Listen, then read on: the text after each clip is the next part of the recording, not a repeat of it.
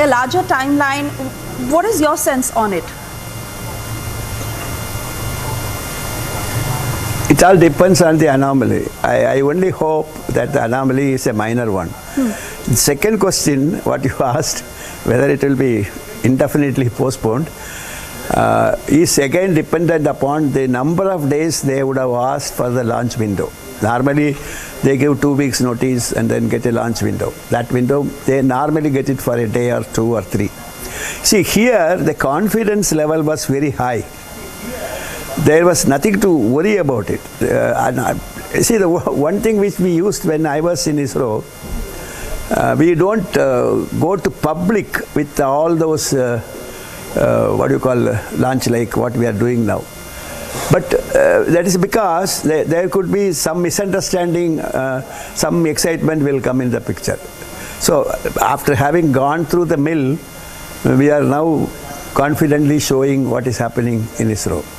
Now, I feel the question that whether it will be indefinitely postponed is again, I don't think it will be indefinitely postponed. It could be as minor a snag as somewhere is lost or connectivity is lost. So it could be as I remember such things do happen.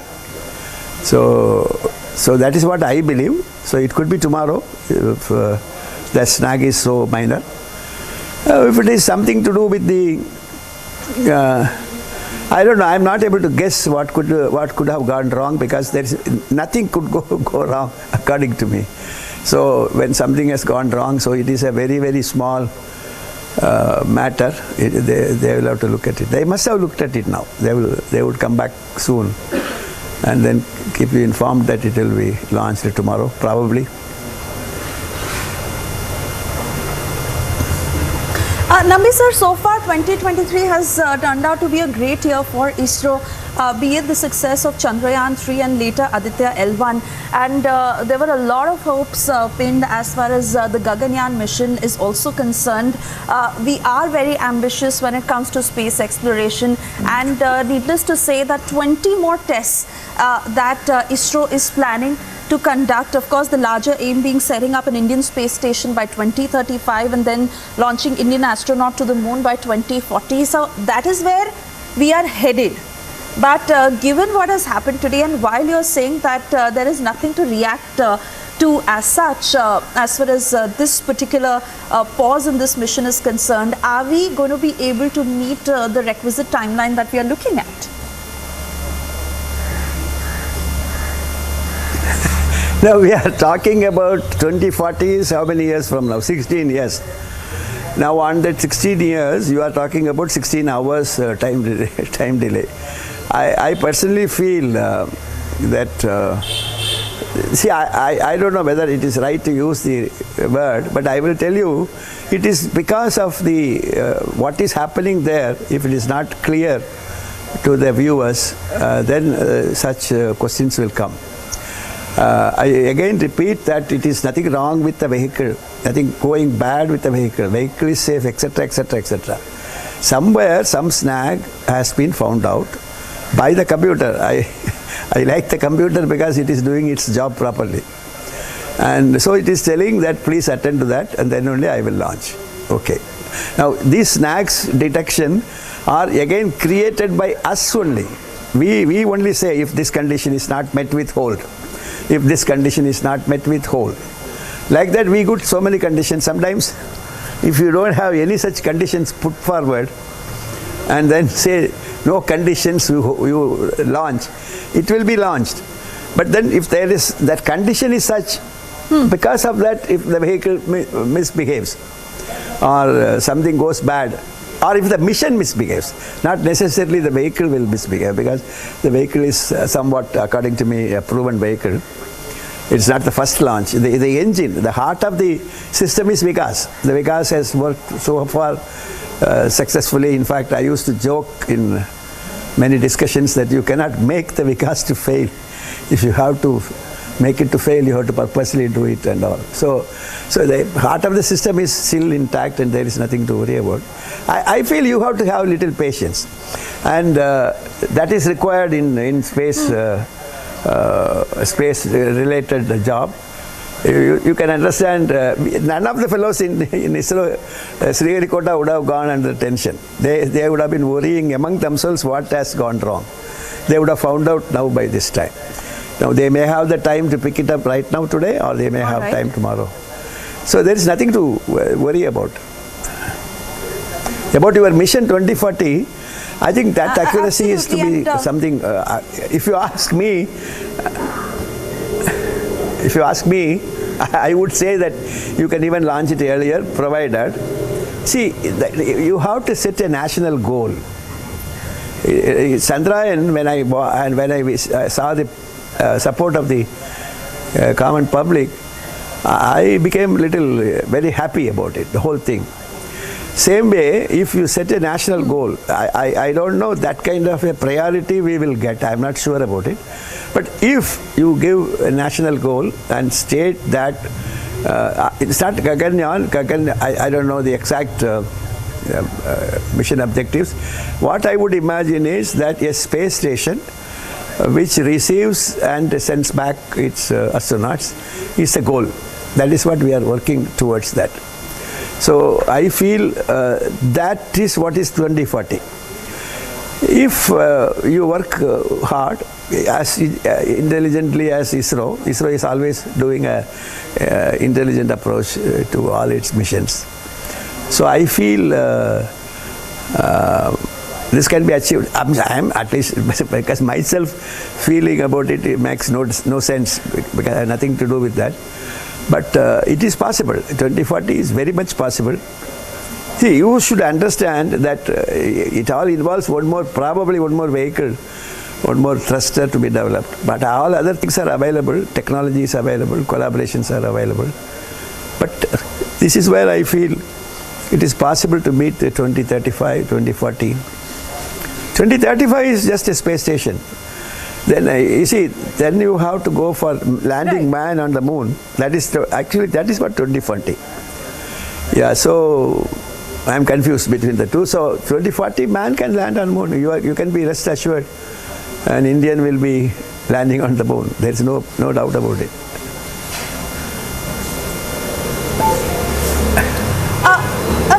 To understand from you, Nambi sir, 20 flights or 20 tests, so as to say, that Isro is really planning to conduct. Now today, of course, is the first test flight that we were attempting. How is each test flight going to be different from the succeeding test flight? And typically through today's takeoff, what were we aiming to achieve, which would eventually aid us for the future tests to be conducted? Yeah, you yourself have answered the question partially. Yeah, I'm not associated with the 20 test planning, but it could be 20, 30, 25. I will tell you what is being planned is how do we achieve the ultimate goal of either the Gaganyaan mission, namely space station, or the landing the man on the moon. The point is that systematically you are approaching. We don't confuse. Supposing if a particular mission, particular system we are going to qualify, let us say escape, for example, this mission we are now qualifying, trying to qualify the escape module, which is very vital. And I understand that this escape module is man-rated, so that you have no worry to talk about the safety of the astronauts who are going to be there. Now this one, as rightly happened, now because of some snag, it has been withheld. Now the question is, we will be perfecting it so that next mission will not be held for the same reason which happened this time. So this is Isro style of working. Now next test, I don't know the mission objective. Systematically they would be tightening the whole mission objective, so that finally when you complete the 20 such tests, you will be. I have a feeling that mandating the vehicle is one of the important. Maybe they must have done it. I'm not fully kept informed about it. And see, these are things which, when we are playing with the human life, It is not only the human life, this is one important aspect, but at the same time the prestige of the entire nation is a whole thing. So we have to be extremely careful. So that way we are, in fact, this is what is making it more interesting. Like John F. Kennedy made man landing on the moon as a national goal. Of course, they achieved it because of that kind of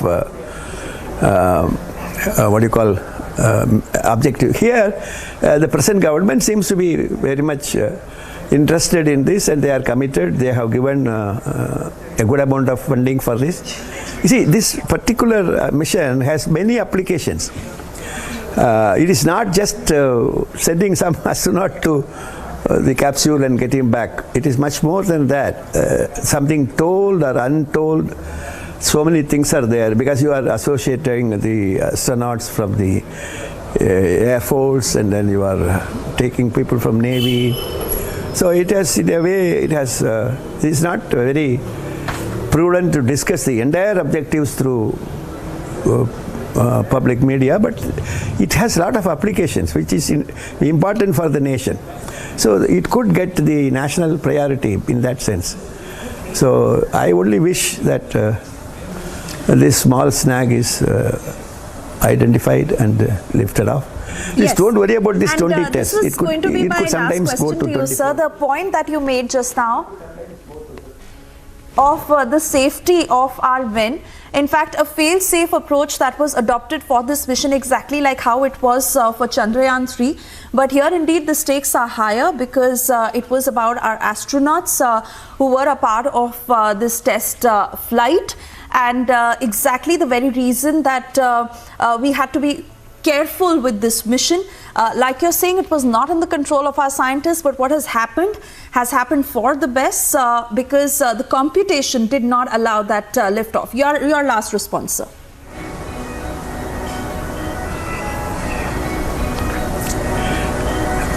No, it is, say again you are making me to say the same thing. It is only the, unless you identify, is that any news about the anomaly they have identified? I am not watching the TV, I am talking to you in the program. Is there any news about the anomaly they have understood? Is there any news about the anomaly they have understood? We just have that first statement from Mr. Somnath. Yeah, I think the first statement is that he said he understood the pulse of the people, like the entire nation is watching this. So he first made a very good statement saying that the vehicle is safe and everybody is safe. So there is, but you know, one thing interesting I'll tell you. At T-5 seconds, hold is really, it will make not the hold, but the fellows will be under worry, because now this vehicle is completely armed. This vehicle at T-5 seconds is armed vehicle. All arming would have been removed. Now they have to again arm it, and before going nearer to the vehicle, and they won't dare to violate it. And so those kind of things are general practice of a hold can be at T-minus half an hour or 40 minutes, but not at T-5 seconds. And that is a final check. Afterwards you have no control. If it would have gone to T-4 seconds, it would have taken off. So that is a T-5, everything is clear. So they will be probably trying to arm it again, and then trying to go nearer to the vehicle. They might not be able to go nearer to the vehicle. So let us give some time. At least give them some peace of mind, so that they can work on it without any worry.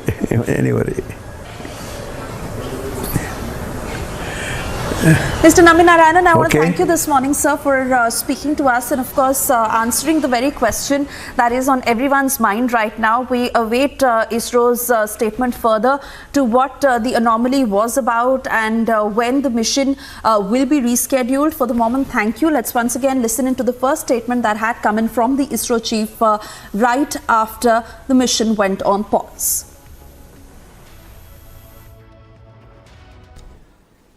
This is from SDSC SHAR. The lift-off attempt of TV-D1 could not happen today. Initially, the launch was scheduled at 8 a.m. There was a postponement of the lift-off time to 8:45 due to weather situation. And we had a very smooth ALS, the automatic launch sequence leading up to the command to lift off the engine. But the engine ignition has not happened in the nominal course. We have to find out what went wrong with that. The vehicle is safe. The entire vehicle is very safe. We will have to reach the vehicle and then look at what has happened now. We will come back soon after analyzing what has triggered the automatic launch sequence holding the vehicle. So what has happened is the onboard, the computer which is doing this function, the ground checkout computer which is doing the function has withheld the launch in view of the anomaly observed. So we will come back with the anomaly understanding and correct it and schedule the launch very soon. That will be announced a little later after the analysis is completed. Thank you so much for joining us for this launch attempt today. Thank you so much. Bye-bye. All right, and our guests joining us on the broadcast, as I quickly introduce them, we also have Manish Purohit, former Isro scientist. He is with me right here in the studio. Professor Selvamurthy, former DG DRDO, joining us from the National Capital, and Group Captain V.N. Jha, former Joint Director DRDO, joining us from Bangalore. Manish Purohit, if I could come to you first, what do you think went wrong? See, actually, when we go into the automatic launch sequence, ALS, what Somnath sir was mentioning. So at T minus 6 seconds, ignition has to happen. And till T minus 5 seconds, it did not ignite the engine. So we have the Vikas engine. Vikas engine is a very proven engine. We have so many successful launches for Vikas. So there is no doubt about the Vikas engine. It is something that has gone wrong that was detected by the onboard computer. So this automatic launch sequence, once it's triggered, everything is under the control of the onboard computer.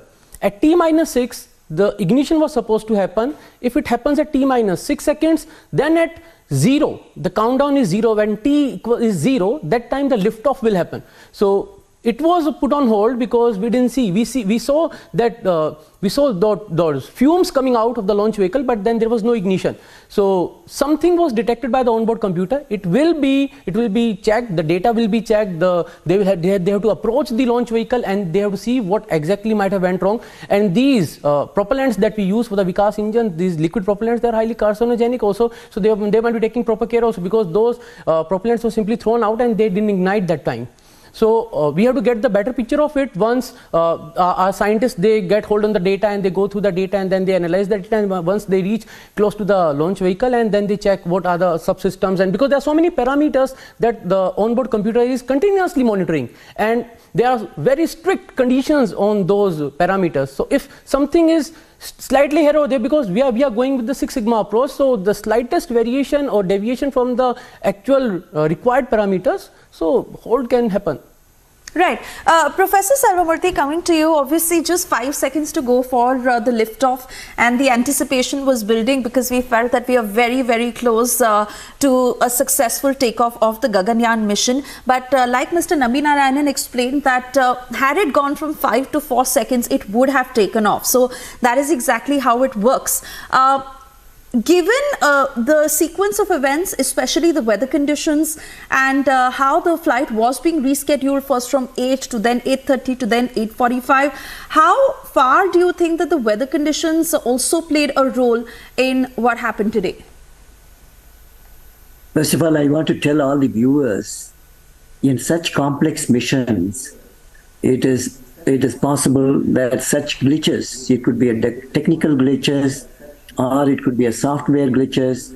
All this is possible in such complex mission. So we should not worry about it. Even Chandrayaan 2, when we landed, we had the problem in the last phase. So similar thing happens in such complex mission. So I want to tell all the people who have been eagerly awaiting the successful launch of this TV-D1, it will happen. But what really happened was, why the delay occurred was, it was raining there. Intermittent rains were there. And the meteorological parameters is also a very important factor to decide the launch. Because we want 100% success because each mission costs crores of rupees, the public funded money. So we want the safety of the whole system. There are people nearby, as was rightly said. It is almost like a bomb there. It's the launch vehicle is like a bomb with all this propellant, the solid propellant, liquid propellant, cryogenic engine. So all this is heavily loaded, the propulsion system. So the safety is first important. So we have to look at that. Then the second part is we want that to be successful. We don't want in the mid-air when it is moving up, it fails or the launch pad itself, there's a problem. But here, fortunately, the computer detected the problem well in time. The 5 seconds, if you would have missed 1 second or 2 seconds more, the ignition would have taken place and then anything. So rightly, that the computer, onboard computer has stopped, kept it on hold. So now they will do the failure analysis. What exactly happened? So there is a detailed failure analysis will go into this. We will learn a lot of things from this. So the failure is actually a part of learning curve for any research and development activity. So this is also, we will learn and then it will come out with successfully that what exactly failed, they will fill that gap and then come out successfully. So one is the meteorological factor for the initial delay which happened. 8 o'clock became 8:45. And then now, when it is on ALS, it has cleared for the launch. But then the onboard computer found an even minute problem. They will not take chance because, as was mentioned, Six Sigma. We want complete success. And so that is why this is nothing to worry about. And they will do the failure analysis and come back and redo the launch again. That will become successful. Because here the safety is very important. Because after some time, you will be putting a crew into that astronauts into the system. So that is why everything has to be fully safe and failure-proof. So this is what is the message I want to give, that don't worry, that this kind of complexity, complex missions and delays are possible, and they will soon announce after the failure analysis correct it, and then they will come back to the pad again and then launch it successfully. Absolutely. And exactly a word from you, Group Captain VN Jha, because we have to take this in the right spirit. There is nothing to feel disappointed about.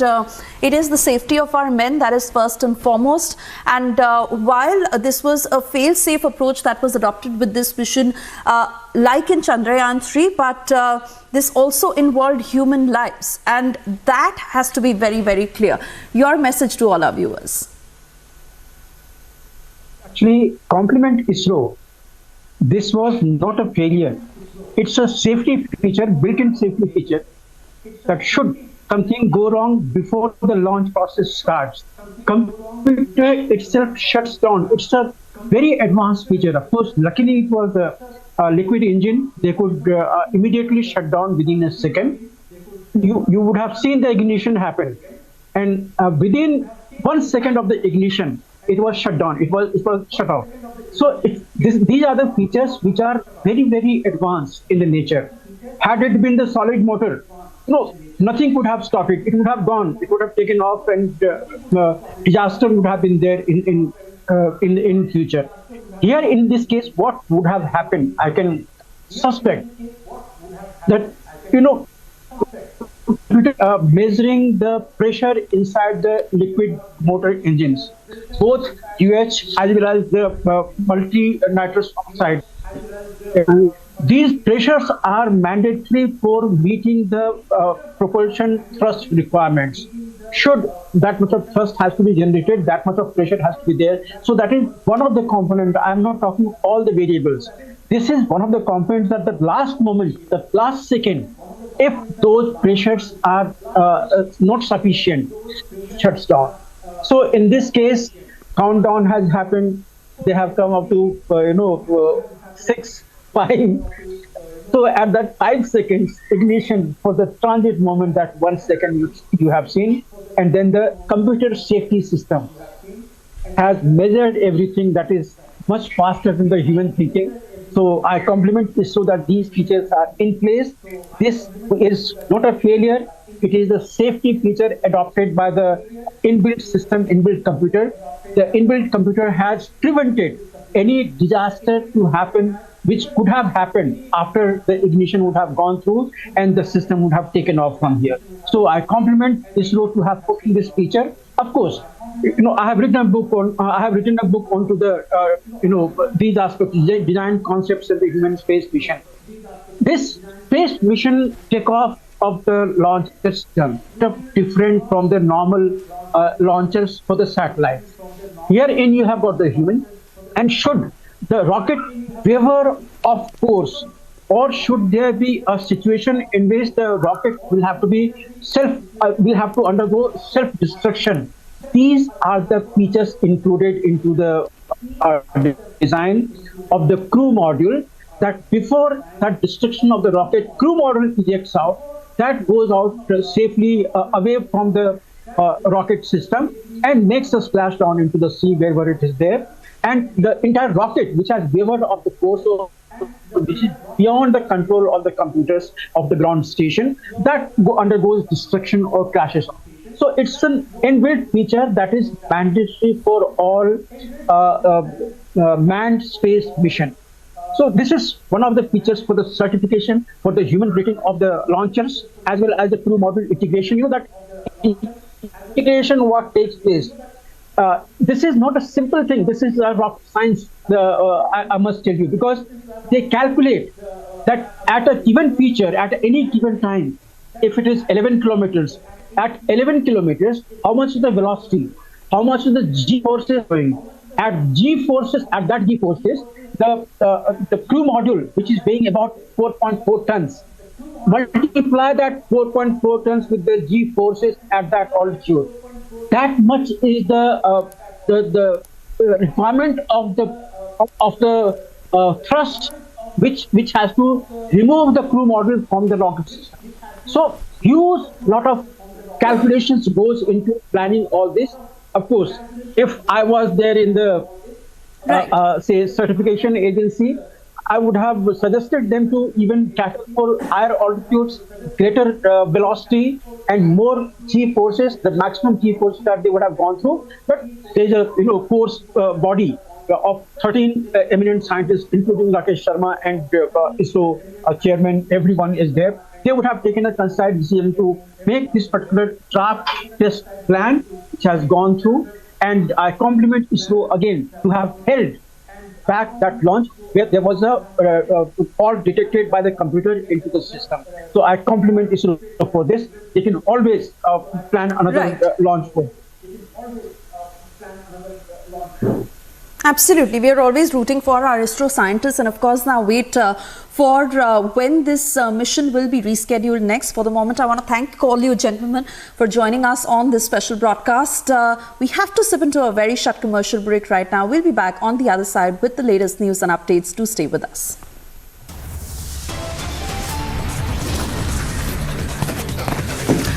And a quick check of the big stories we're tracking for you this morning as Hamas and Hezbollah continue attacks, late-night rocket attacks captured on Republic camera.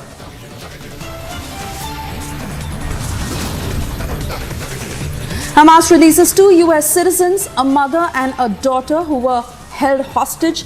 Israel vows to get all the hostages released soon.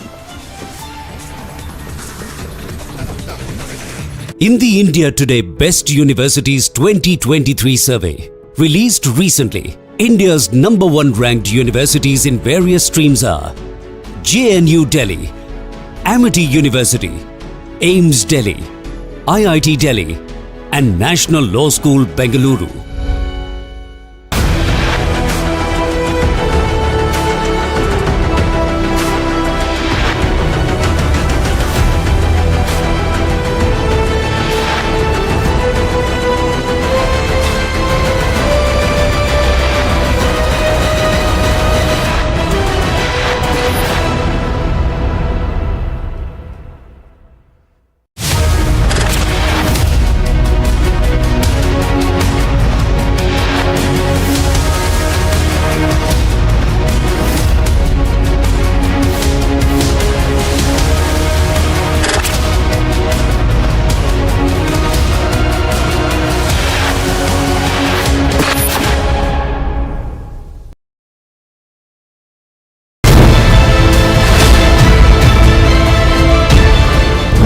here we're staying, but there was a rocket that was fired. The condition of the house, as you can see, it has completely been destroyed. The glass are broken here. The impact of the Hamas terrorist, which made a surprise attack on 7th October. Car you see on your screen is completely burned, followed by the other car to the other side. It was the rocket which was fired from the Hamas terrorist has come to this building. The entire people have been asked to leave, and IDF has reached the location. They were asked to evacuate to a safer place.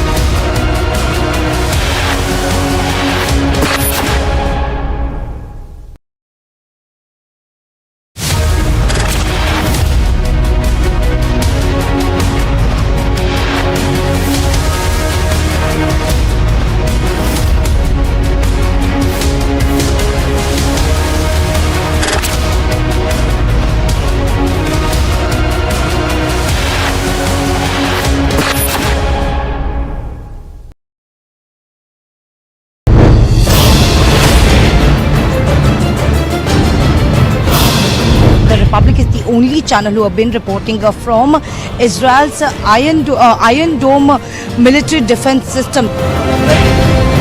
Okay, we have to get down again. It's a missile. It's a missile has been fired. As you can see on your screen, there are missiles showing you. Alisha has been exclusively reporting from the ground zero that this was the Iron Dome system that has just now fired another missile. So these are the exclusive visuals that we are showing. The rocket that has been fired but has now been intercepted by the Iron Dome.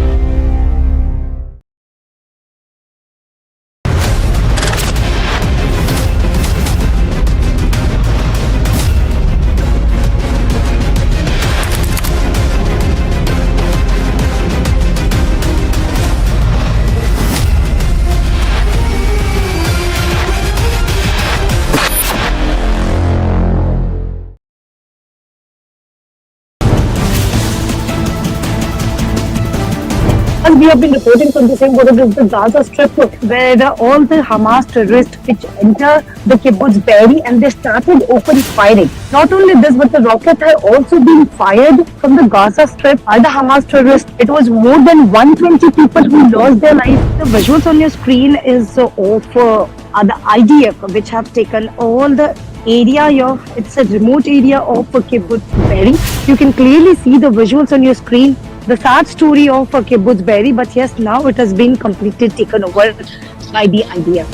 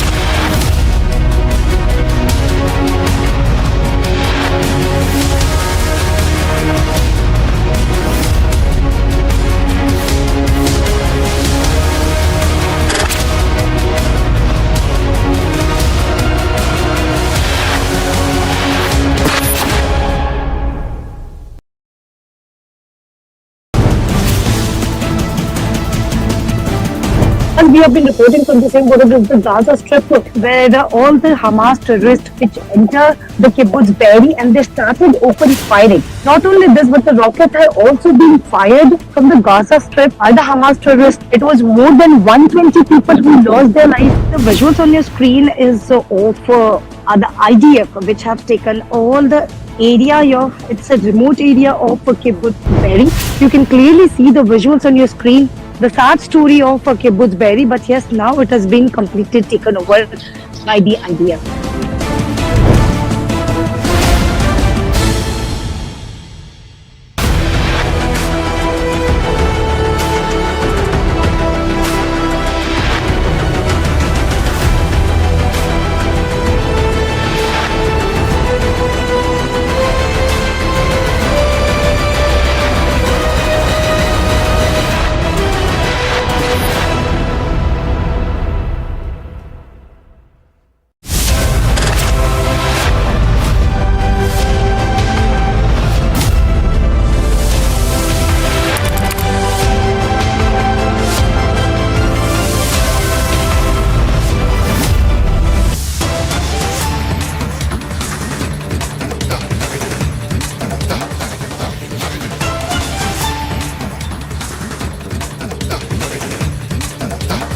Welcome back, viewers. Straight away cutting across to some breaking updates that we're picking up as far as the Gaganyaan launch is concerned. We had seen how Isro had put out an update, and there was a statement coming to light that there was an anomaly that had been detected, and now Isro has sent out an update, viewers, where in fact they have stated that the reason for the launch hold has been identified and has also been corrected, and now the rescheduled launch time is at 10 a.m.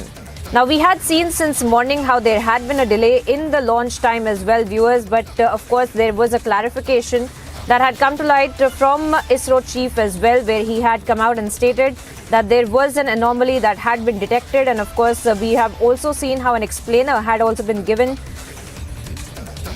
that there was an anomaly that had been caught by the computer, because of which the launch had been delayed, and this anomaly that had been also stated by K. Somnath he had stated that there was an anomaly that had been detected, and now of course a statement has been released by Isro claiming that the reason for the launch hold has been identified and has been corrected, and the launch is now planned at 10 a.m.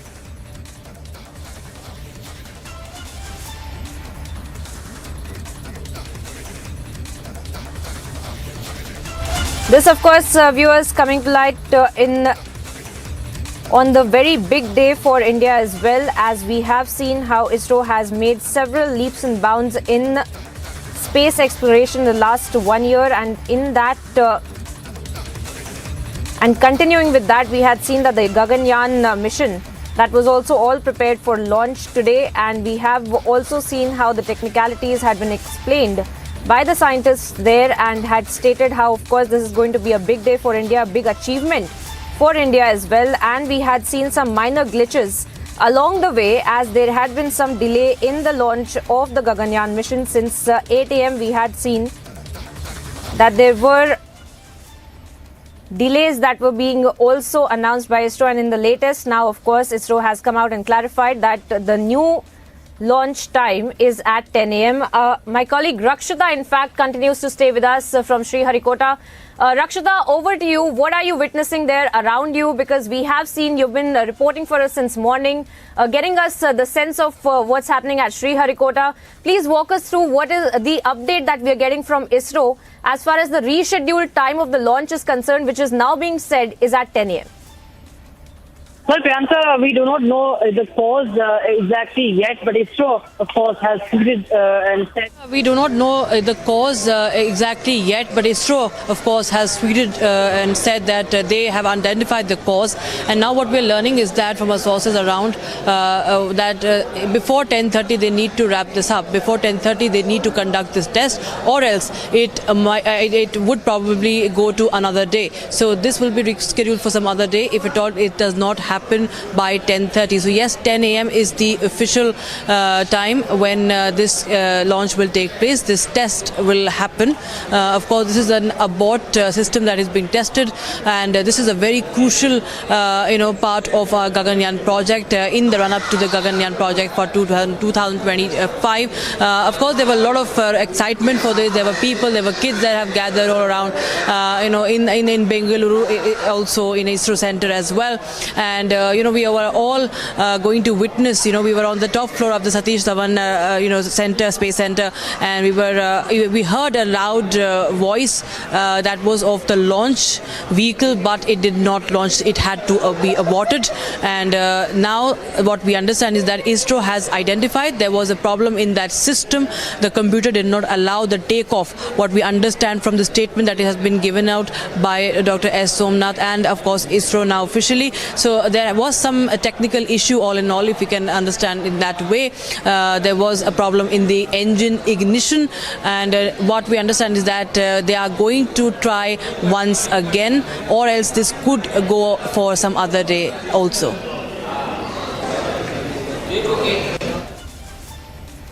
That's right, Rakshita. Stay on with us as we also have our colleague Varshini reporting for us on this big story. And Varshini, you have been taking our viewers through the demo that has also been set up there. Take our viewers through the technicalities of it, because you've been getting us the updates since morning. As far as the delays in the launch is also concerned, please take our viewers through once again that demo that has been set up there, and vis-a-vis the anomalies that have also been spoken about by Isro. And as we are looking at the launch time now rescheduled at 10 a.m.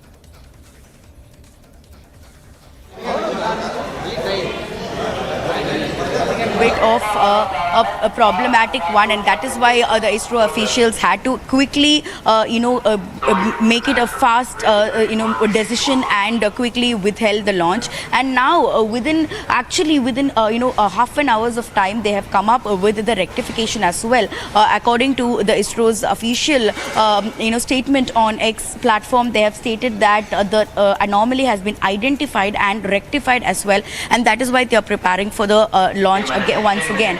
Like we also know about how this launch vehicle itself is a very newly built launch vehicle. The TV-D1 is especially made for this Gaganyaan mission test alone, and that is why there has been some kind of a last minute issues, that technicality and difficulties that they have been facing. But now that it has been rectified, now we can understand that they are ready for the final launch. And as soon as it gets launched, it is going to be a very quick a process that we are going to see. Like I already mentioned about how this this whole satellite is going, this whole mission has 3 different products attached to it. One is the booster, one is the crew module, and the crew escape system. These 3 will get detached in 3 different processes, and these 3 will then descend back to the Earth's surface, but essentially to the water surface, and Bay of Bengal waters is what we are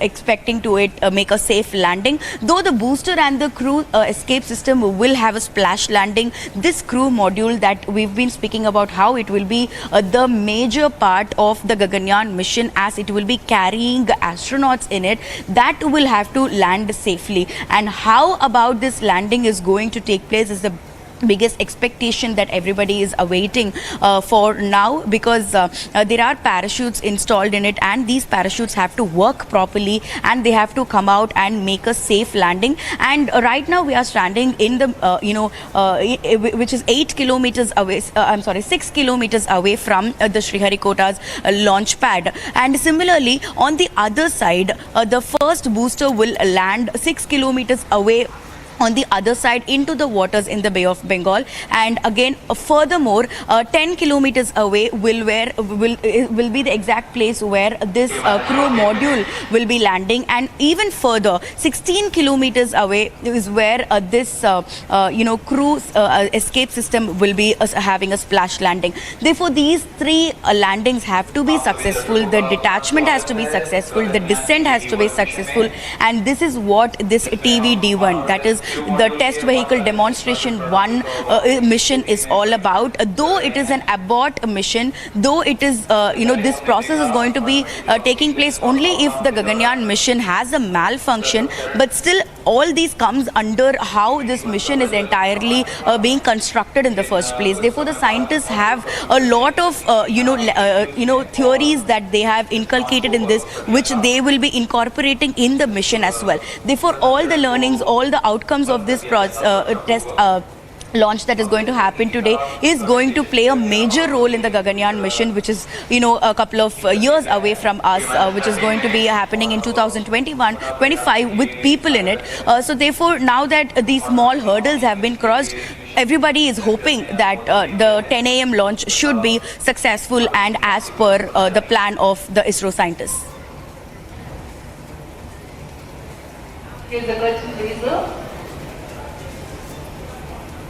Shita, quickly to come to you on this, it may have been a minor snag, and for the very reason that ISRO has managed to quickly fix it and reschedule the launch to 10 a.m. But all fingers crossed now for a successful liftoff. Again, we've been saying time and again that we have complete faith in our scientists, and the safety of our men is first and foremost, but also internally hoping that it is a successful takeoff now.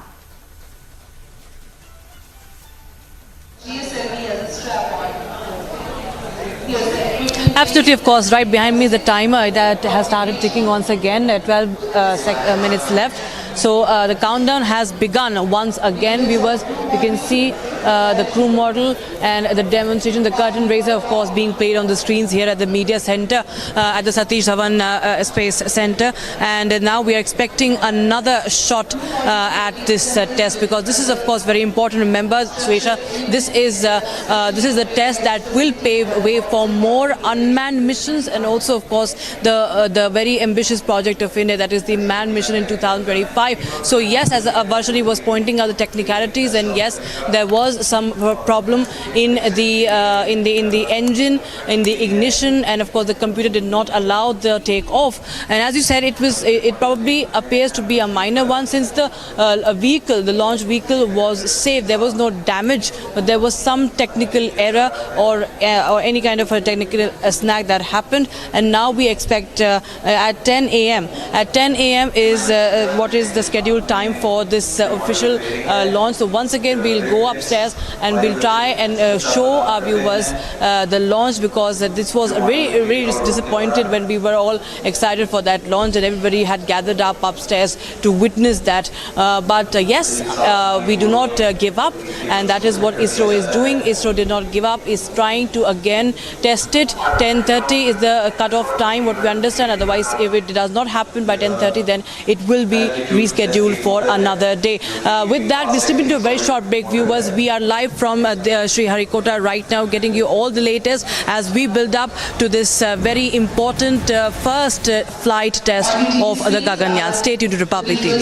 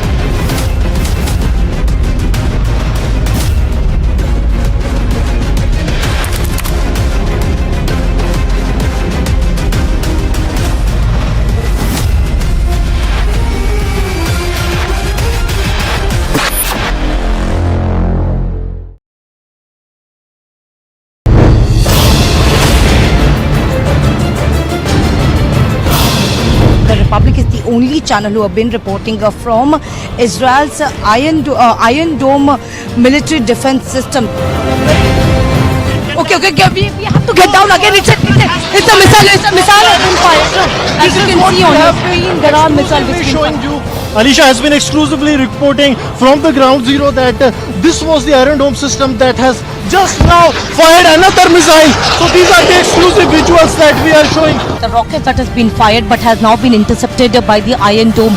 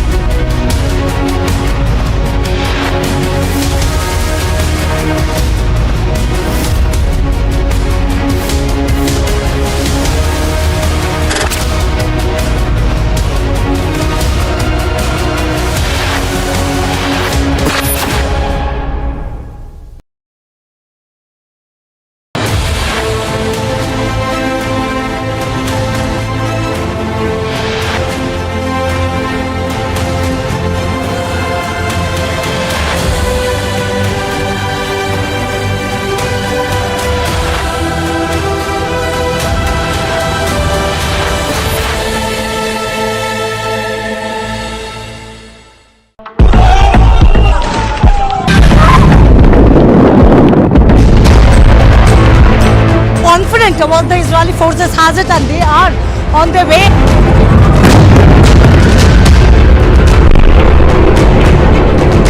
Rocket जो है वो यहाँ पर दागे जा रहे हैं और वो देखिए आप हमारे सिर के ऊपर से पास में जो है वो यहाँ पे मिसाइल्स गिरी है। इजराइल अब ये इंतजार कर रहा है कि जैसे ही सभी लोगों को बाहर लेकर आया जाएगा, आतंकी को खत्म करने को लेकर जो स्ट्रैटेजी इजराइल ने बनाई है उसकी तैयारी भी की जाएगी। ಇಸ್ರೇಲ್ ಹಾಗೂ ಹಮಾಸ್ ನಡುವಿನ ಸಂಘರ್ಷ 12ನೇ ದಿನಕ್ಕೆ ಕಾಲಿಟ್ಟಿದೆ. ರಿಪಬ್ಲಿಕ್ ಕನ್ನಡ ದಿಟ್ಟ ವರದಿಯನ್ನ ಇಲ್ಲಿಂದಲೇ ಮಾಡ್ತಾ ಇದ್ದು गोलियों की बौछार हमास के आतंकियों द्वारा कर दी गई। So there is an alert. There is an alert which has been given.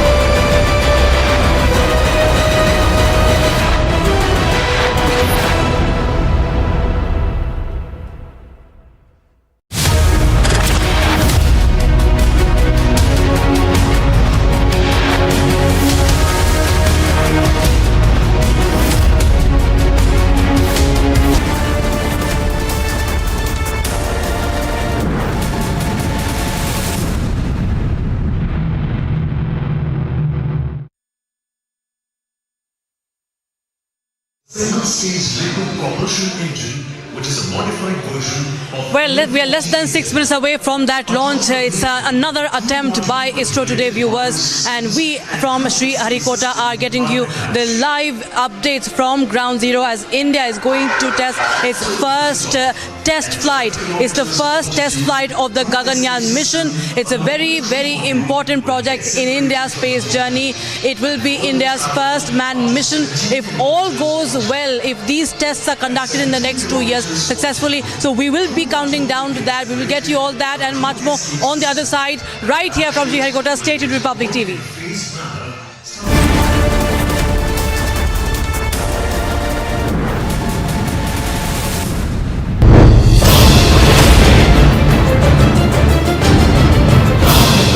The Republic is the only channel who have been reporting from Israel's Iron Dome military defense system. Okay, we have to get down again. It's a missile. It's a missile has been fired. As you can see on your screen, there are missiles showing you. Alisha has been exclusively reporting from the ground zero that this was the Iron Dome system that has just now fired another missile. So these are the exclusive visuals that we are showing. The rocket that has been fired but has now been intercepted by the Iron Dome.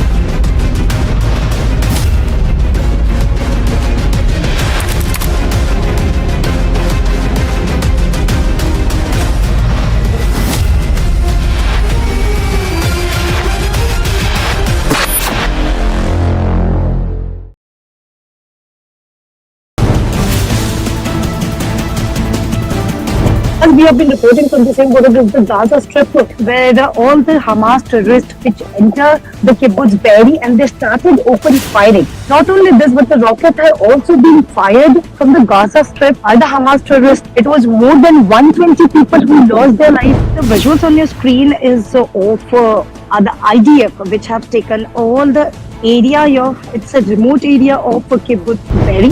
You can clearly see the visuals on your screen.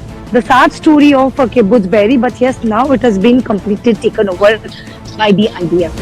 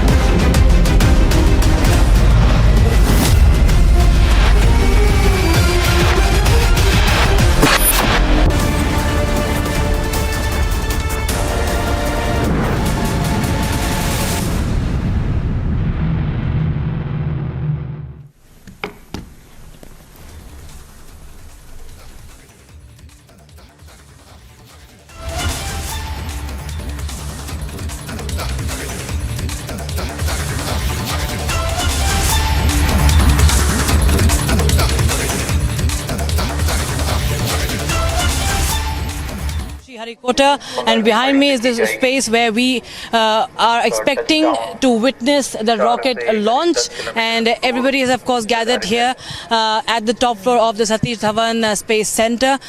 This is the first test flight, viewers, of the Gaganyaan mission. India aims to send a manned mission to space in 2025, and this is the first of the tests that are being conducted. This is an uncrewed test. Remember, there is no human being that will be part of this test as far as that crew module is concerned, but the test is on the crew escape system. If the system works properly or not, how does it respond to the abort command, and thereafter there will be a robo that will be sent, and thereafter all the tests when conducted will be of course paving way for India's manned mission, first manned mission to space. And the countdown has begun, viewers. 10 a.m. is the time. Remember, this was earlier scheduled for 8 a.m. in the morning today, and there were several delays. Remember, first it was scheduled for 8 a.m. Minus 35 seconds. Minus 30 seconds. VSPP open. Real-time programs activated. Minus 25 seconds. Minus 20 seconds. Minus 15 seconds.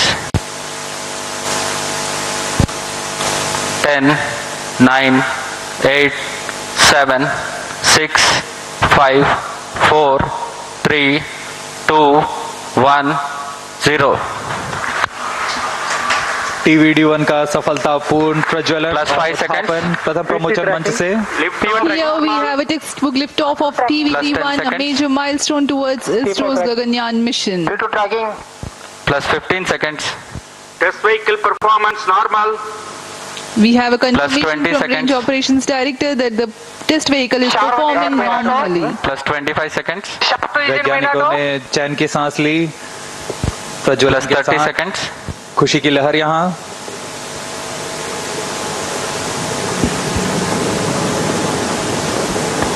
Pillbox conditions will be achieved during the flight regime. जी हाँ आरोहण क्रम By which जारी time? है Performance normal.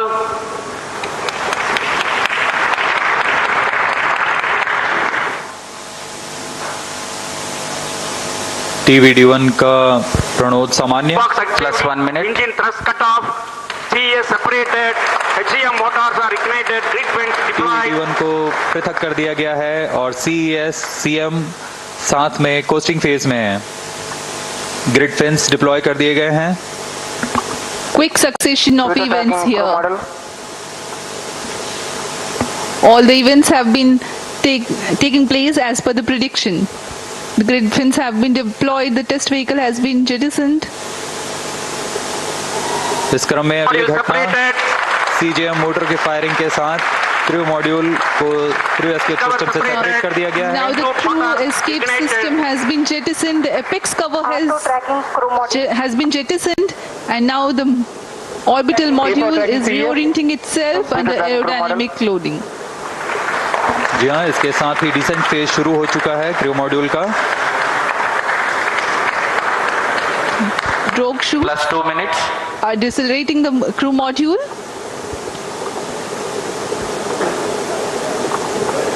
Around 200 seconds of this regime will adequately bring down the velocity of the crew module. Thereafter, the pilot chutes will deploy the main parachutes. Drogue shoot deploy किए जा चुके हैं.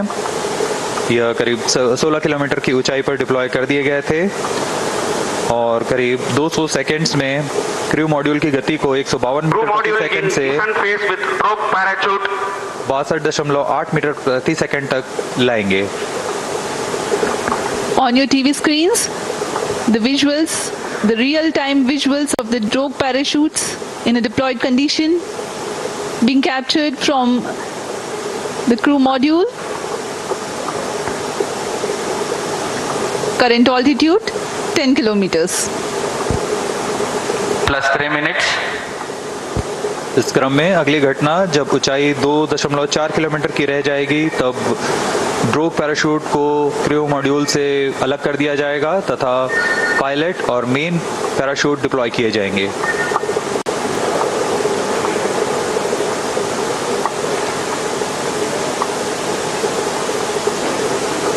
Crew module की गति पूर्व निर्धारित तरीके से कम की जा रही है. यह ड्रोग पैराशूट के कर्षण के कारण होता है. The intent of drogue parachutes is to reduce the velocity of crew module from 145 meters per second to 51 meters per second. Current velocity 61 meters per second.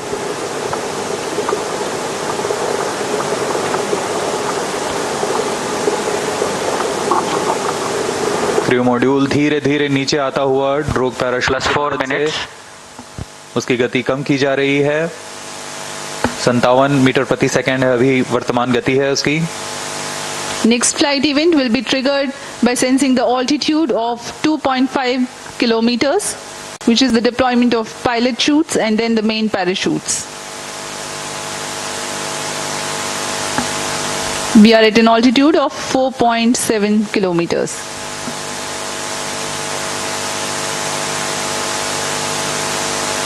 अब तक पूरी गतिविधियां पूर्व निर्धारित तरीके से जारी हैं.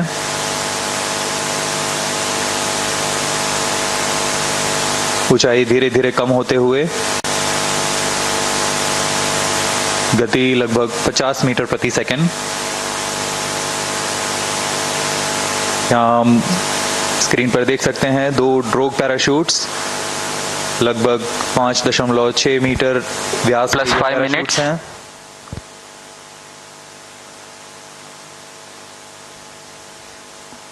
Visuals of drogue chutes. Should release, main should deploy. And there is a confirmation that drogue chutes have been released and pilot chutes have enabled the main parachutes to deploy. These main parachutes, which are 3 in number, are very, very large in size. 25 meters each. खूबसूरत नज़ारा. ये 3 main parachutes deploy हो चुके हैं और यह वह अंतिम चरण है जब क्रू मॉड्यूल की गति को 8.5 मीटर प्रति सेकंड से कम ले जाया जाएगा और क्रू मॉड्यूल टच डाउन करेगा. To bring down the velocity of impingement in the sea to around 8.5 Crew module in descent phase with main chute.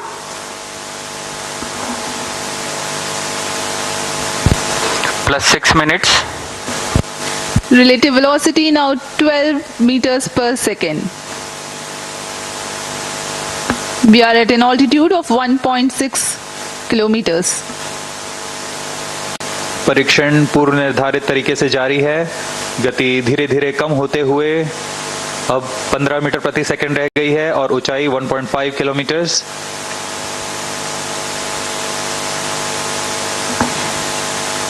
Indian Navy team is readily deployed in the sea around the Sriharikota coast for quickest possible reaching to the crew module and then recovering it. अंत में touchdown के पश्चात main parachute को भी crew module से अलग कर दिया जाएगा तथा क्रू मॉड्यूल अपने आसपास रंग बिखेर देगा जिससे इसे लोकेट करने में आसानी होगी। वहां सुरक्षित दूरी पर तैनात +7 मिनट भारतीय नौसेना के पोत इसके पास जाकर उसे रिकवर करेंगे।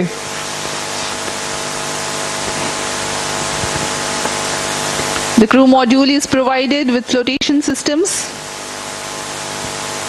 and it will be remaining afloat until the recovery crew reaches it. To aid in recovery, sea markers and location transmitters are provided to be identified at the quickest possible time. यह सब astronauts को सुरक्षित पृथ्वी पर वापस लाने की प्रक्रिया है। Crew module in descent phase with main chute. यह डिसेंट फेज जारी है। मेन पैराशूट के साथ क्रू मॉड्यूल धीरे धीरे नीचे आ रहा है। अब ऊंचाई 0.8 किलोमीटर्स रह गई है।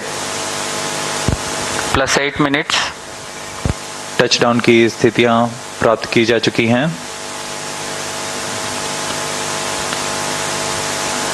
As we told you, 8.5 meters per second is the benign touchdown velocity. We are now observing around 9 meters per second velocity, while the altitude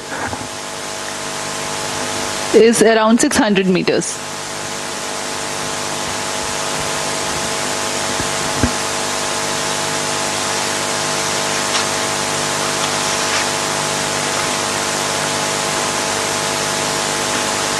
सभी गतिविधियां पूर्व निर्धारित तरीके से पूर्ण हो रही हैं। इससे पता लगता है कि वैज्ञानिकों की गणना कितनी सटीक है, विश्वसनीय है और उसका ही प्रदर्शन आज यहाँ किया जा रहा है।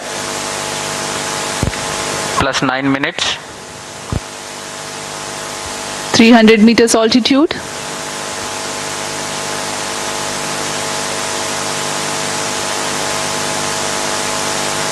ऊंचाई धीरे धीरे कम होते हुए 200 मीटर की ऊंचाई रह गई है। गति 5 मीटर प्रति second.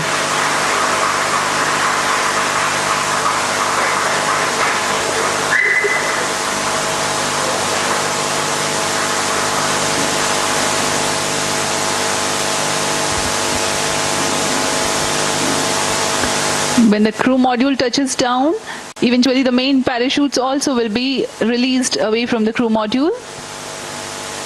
Impact is sensed. Now the confirmation is available for a successful splashdown of the crew module. यहाँ इसकी घोषणा कर दी गई है। क्रू मॉड्यूल को सुरक्षित टचडाउन करा दिया गया है बंगाल की खाड़ी पर।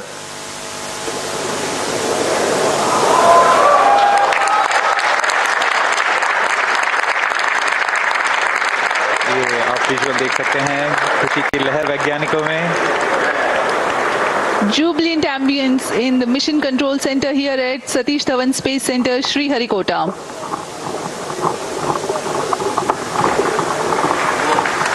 On your TV screens, the visuals live from the Bay of Bengal. Mission Director. This is Mission Director. The TV-D1 mission has fully accomplished its objectives. The crew module has safely landed the targeted point. Mission उद्देश्य प्राप्त कर लिया गया है। अब आपको संबोधित करेंगे इसरो अध्यक्ष Shri S Somnath. ISRO has achieved a successful test vehicle flight and has moved a step closer to the prestigious Gaganyaan mission. We take leave from you. Do continue to stay tuned for the address by Secretary TOS, Chairman ISRO, Shri S. Somnath. आप सभी दर्शकों को शुभकामनाएं। हम आपसे आज्ञा लेते हैं। Sir, thank you sir.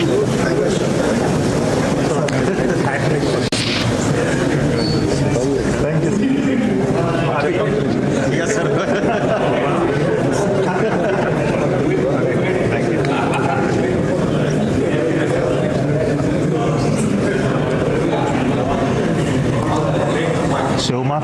Shivamar and Hutton. Hutton, Shiv. Hutton.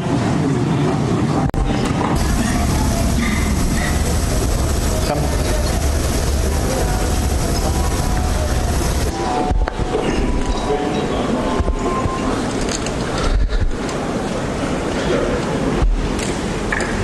I'm very happy to announce the successful accomplishment of the TV-D1 mission.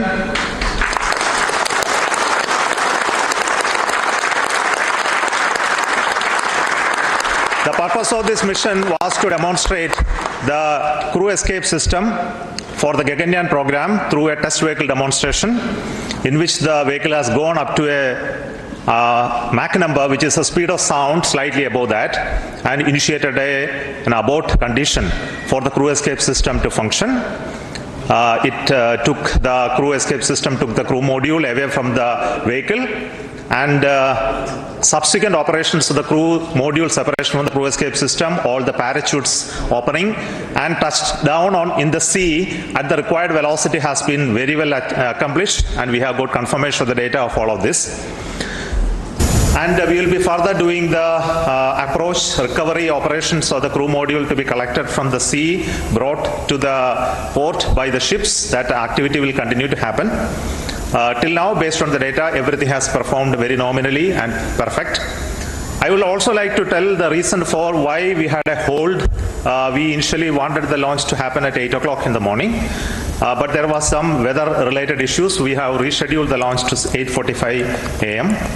But after going through the nominal liftoff process, there was a hold issued by the ground computer, which is called the automatic launch sequence computer, which detected a sort of a non-conformance for allowing the engine to continue the thrusting to further go.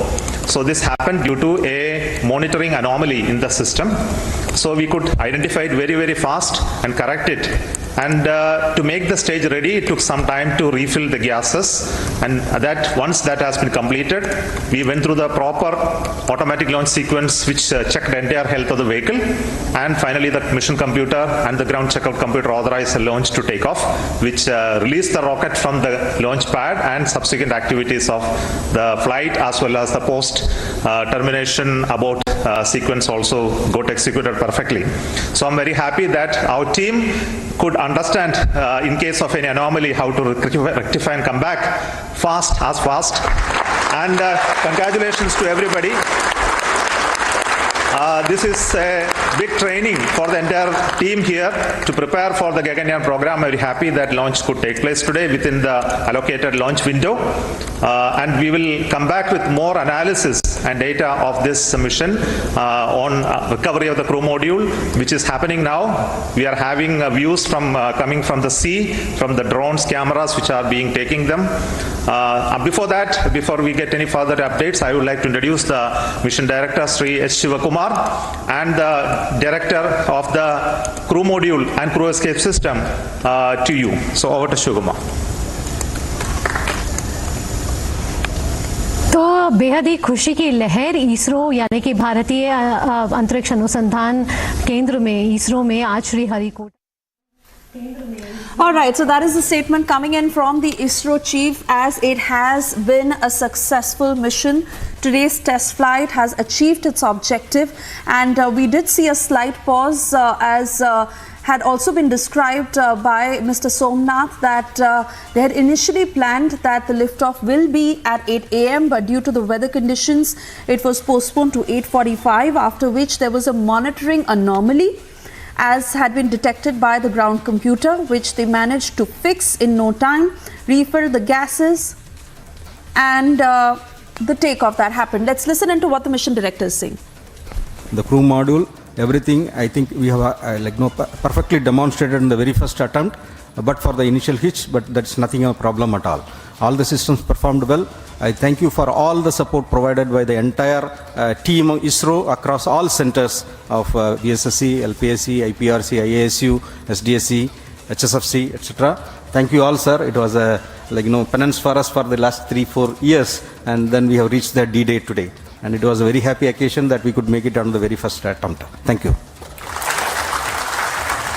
Now, Mr. R. Hutton, he is the mission executive for the crew module realization and also the mission director of the Gaganyaan. Excellent. Hearty congratulations to all, my dear team Isro and team India. As mission director has already said, I'm not getting any words to appreciate the whole team. In fact, it's as far as the Gaganyaan program is concerned, this is the first major milestone. In fact, this is going to be a great motivator for all of us in the Gaganyaan, cut across all the Isro centers. And in this particular Gaganyaan, the most important is the safety of the crew. And the safety of the crew that has been demonstrated in this excellent mission, the test vehicle mission, where we have simulated an abort and how the crew escape system carries the crew module away like a bird is taking its chicken and then to a safe place. You know, the Gaganyaan vehicle, though it is fully robust and reliable, but then we can't take anything to the chance.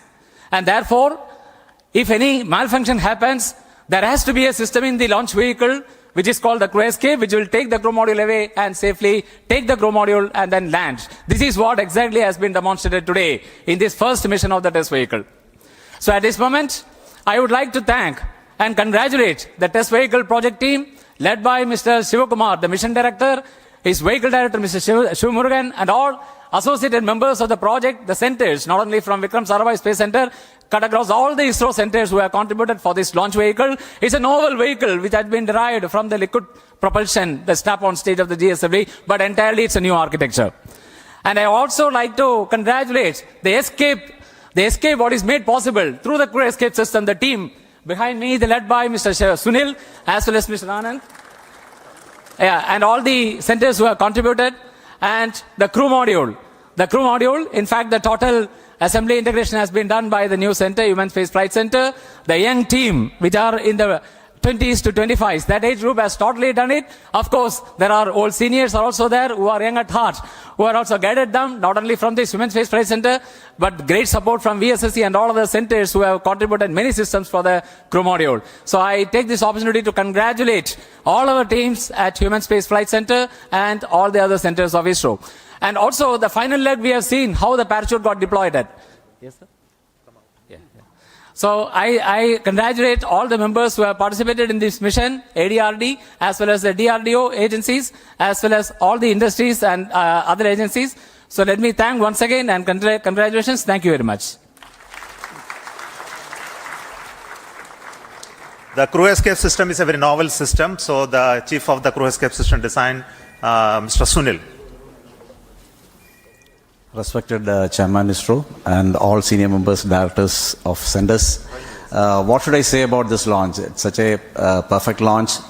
We had a very good liftoff, and the crew escape system has functioned as it has planned. All the 4 motors fired, and the crew mode has come down with precision. So I'd like to take this occasion to thank all of the people who have worked behind this, the whole team, that is Team ISRO I can call, who has supported us all through this. We took around 2 to 3 months for completing all these activities at Sharp, and the people who have supported us and getting it is done. And I thank everybody, and thank you. Jai Hind. I will also request the director of the Human Space Flight Center, Mr. M. Mohan, to address very shortly.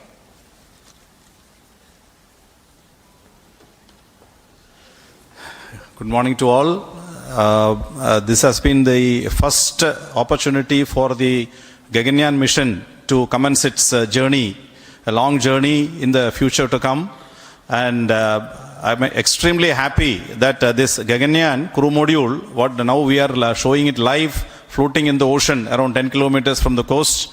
And this has been a great journey for the young team of HSFC, who has prepared the crew module, and from scratch to the final configuration, accommodating all the parachutes and all the systems, and including the onboard systems, and perfectly timing all the openings of the parachutes, of the drogue chutes, the main chute, and finally we were able to capture, through the support of the Indian Navy, who are now ready to recover the crew module from the ocean anytime.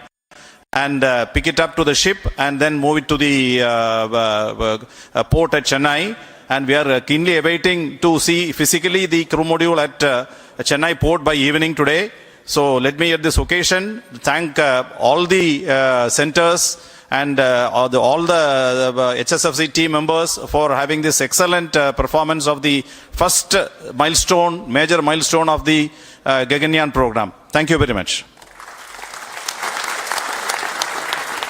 I request the director of the VSSC Center, who is taking the responsibility to design this new vehicle, which is very unique in its configuration and shape, Dr. Unnikrishnan Nair. Good morning. The maiden flight of test vehicle along with crew module and crew escape system has been a total success, as we have seen. Though this is a small vehicle, it has got all the complex systems and all the systems have worked normally. And the parachute system, you could see the parachute has got 7 mortars and then 10 parachutes. All of them worked. In fact, it is redundancies there, but everything was worked nominally. So I thank all Isro centers, especially the Human Spaceflight Center, because it is a major mission for the Gaganyaan, all industry partners and ADRD as well as TBRL for the core traveling with us for the parachute system realization. Thank you.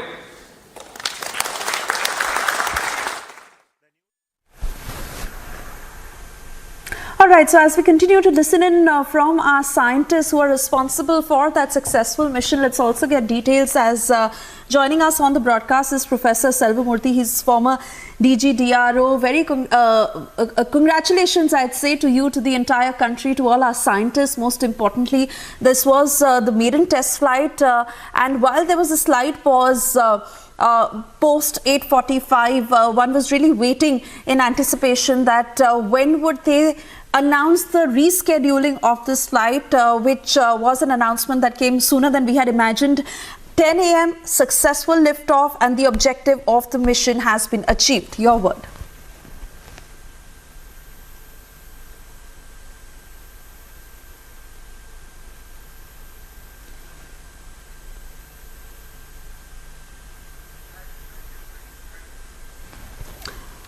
All right, not too sure if Professor Selvamurthy is able to hear me. We'll try and reconnect that line with him as exactly what had happened. We have been putting out all those details. In fact, the ISRO scientists and the team responsible for this mission also feeling that sense of victory, as this is the maiden test flight of the Gaganyaan mission.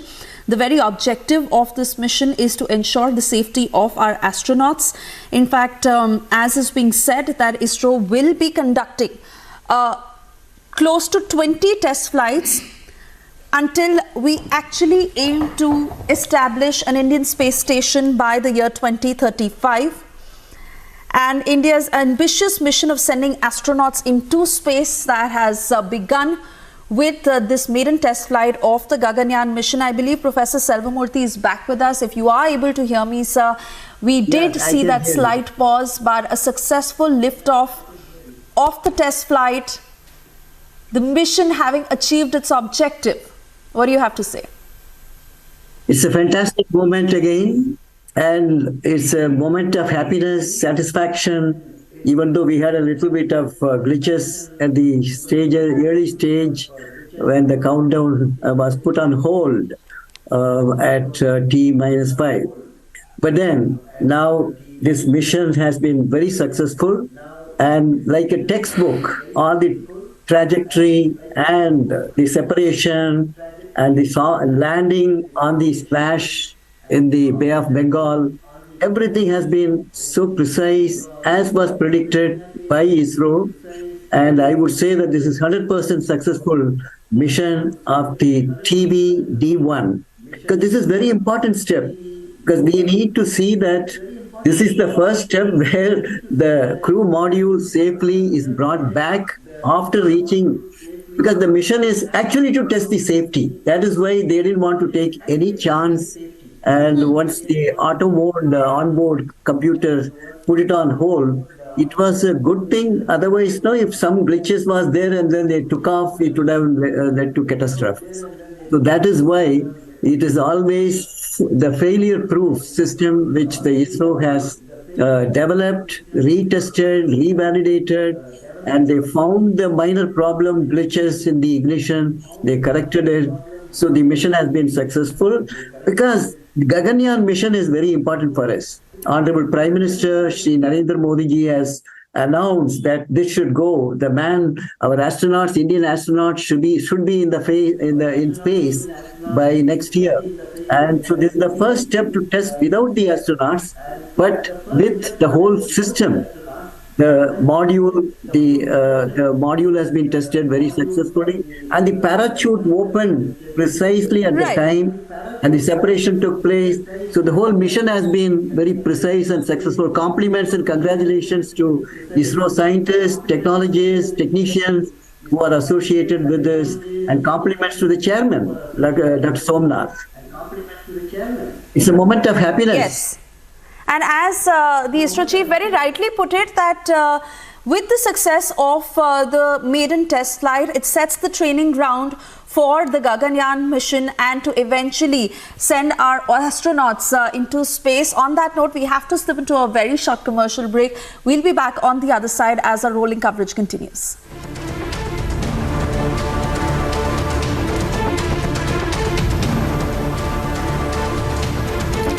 Yes, those are the pictures of the success that ISRO saw. At 10 a.m. when the mission was launched, the crew escape system successfully separated the crew module from the launch vehicle.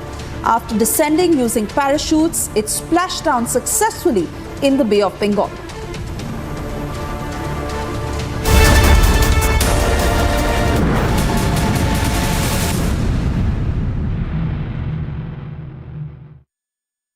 In the India Today Best Universities 2023 survey, released recently, India's #1 ranked universities in various streams are JNU Delhi, Amity University, AIIMS Delhi, IIT Delhi, and National Law School Bengaluru.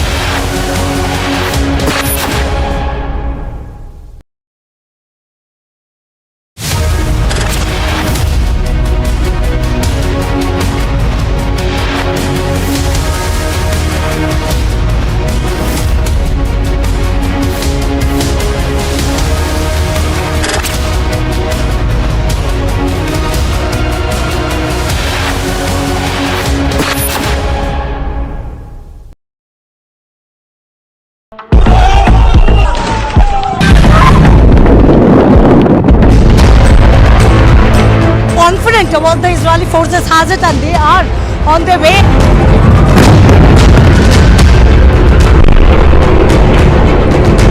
Rocket जो है वो यहाँ पर दागे जा रहे हैं, और वो देखिए आप हमारे सिर के ऊपर से पास में जो है वो यहाँ पे मिसाइल्स गिरी है। इजराइल अब ये इंतजार कर रहा है कि जैसे ही सभी लोगों को बाहर लेकर आया जाएगा, आतंकी को खत्म करने को लेकर जो स्ट्रेटजी इजराइल ने बनाई है उसकी तैयारी भी की जाएगी। ಇಸ್ರೇಲ್ ಹಾಗೂ ಹಮಾಸ್ ನಡುವಿನ ಸಂಘರ್ಷ 12ನೇ ದಿನಕ್ಕೆ ಕಾಲಿಟ್ಟಿದೆ. ರಿಪಬ್ಲಿಕ್ ಕನ್ನಡ ದಿಟ್ಟ ವರದಿಯನ್ನ ಇಲ್ಲಿಂದಲೇ ಮಾಡ್ತಾ ಇದ್ದು, गोलियों की बौछार हमास के आतंकियों द्वारा कर दी गई। So there is an alert. There is an alert which has been given.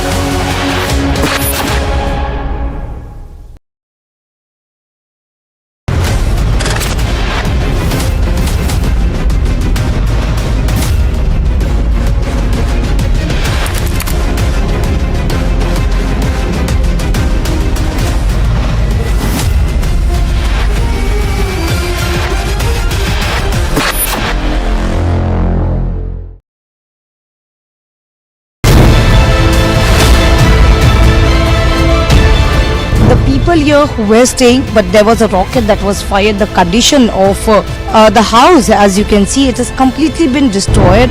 The glass are broken here. The impact of the Hamas terrorist, which made a surprise attack on 7th October. The car you see on your screen is completely burned, followed by the other car to the other side. It was the rocket which was fired from the Hamas terrorist has come to this building. The entire people have been asked to leave, and IDF has reached the location. They were asked to evacuate to a safer place.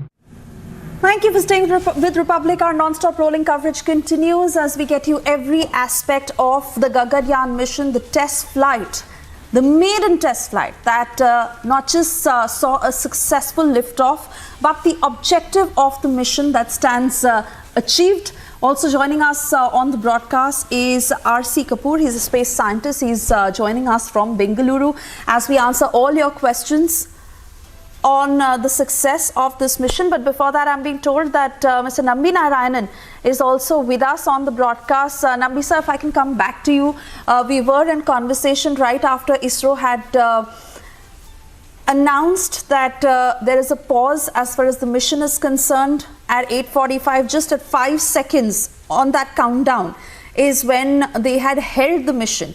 And you and I were talking about what could be the possible reasons, but at 10 a.m., not just a successful liftoff, but the mission of the objective achieved. Your words, sir. Actually, I was talking to you, if you recall, if the snag is a small one, they would rectify it then and there, and then you can see the launch. And it happened to be small, so they rectified it. I think it was a wrong, monitoring of the system. I think some transducer must have behaved bad. So they rectified it, and we were seeing the successful mission. I think, as I was telling in the morning hours with you, this was the first step. So first step is successful. Now we will wait for the successive steps. It is a long way to go. But this is how you build up the system. I'm happy that the whole thing went through successfully. I just start congratulating all of us, including you and me. And also, I'm very happy because the Vikas engineers worked once again. Because, it looks like it's a God-given vehicle which keeps you working well. I mean, there's nothing more to add unless you have a question. So just the last question, that the crew module separated successfully from the launch vehicle, and then after descending using the parachutes, it splashed down in the Bay of Bengal. What is the data that we are ideally looking to get from this until we move to the next test? See, visibly when you are seeing the parachute coming down and the touchdown, and then naturally the Navy will pick it up. So that shows the mission is successful. But what they will do from a scientific point of view, what kind of damages which has taken place in the system because of the splashdown, whether anything is damaged at all. And that is one thing. Then other things are normal visual inspection. And of course there is I am sure that this is wired with many number of parameters, which every parameter we have to go through carefully and then make sure that these are within the expected limits. Anything has gone beyond, for example, the acceleration levels or the vibration levels, all kinds of things. It's because we have to take care of the human beings who are inside this module. They should be careful. They should be Then apart from that, we have to understand what, if at all, if anything has misbehaved, etc., they will be looking at it. There is nothing. It is a usual thing. This is part of ISRO's culture.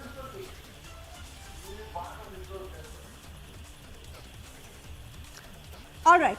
I want to thank you for speaking to us, and of course, as our guests who continue to stay with us on the broadcast, where we look into every angle of this mission and how exactly is the objective achieved. Mr. R.C. Kapoor, I want to come back to you to understand, sir, what from here on. We are, of course, looking to collect the data, and that will continue to happen as our scientists are observing every single detail. But 20 tests all in all that ISRO is really looking at until the larger aim of setting up the Indian space station in 2035. How does this lead us to the next step?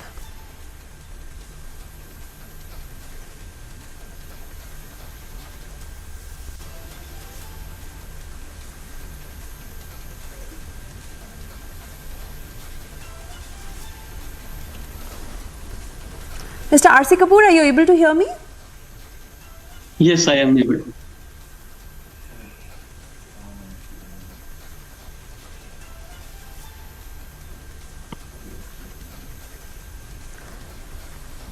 All right. So I'm not too sure if you're able to hear me, but Yes, I'll once again repeat my question to really understand. All right, Professor Selvamurthy, please feel free to take that question while we reconnect that line with Mr. R.C. Kapoor. What from here on? Successful. Now the mission work starts for ISRO scientists to analyze all the huge data which has been collected during this mission. For example, they would be looking at whether if the abortion of that flight and then crew have to eject through the crew escape system, did the motor fire exactly at the desired level? And then what was the velocity with which the crew module separated? And then what was the velocity at which it was descending? Was the braking system in the parachute to slow down the velocity? Did it take place correctly as predicted? And what was the impact when it landed? Because so that the crew are going to be subjected to all this. When they are going to escape, they are going to descend down at a particular G pulling, and then also they will be flat.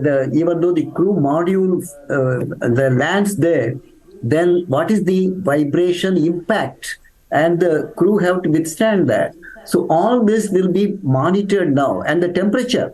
See, when it is going to re-enter, if it is going to space and then re-enter, it will be encountering a very high temperature.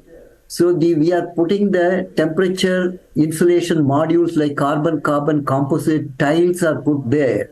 Because when outside temperature reaches 2000 degrees Celsius, and what is the inside, the crew module inside, what will be the temperature? Is there any smoke coming in, which will be the materials will also be due to the heat.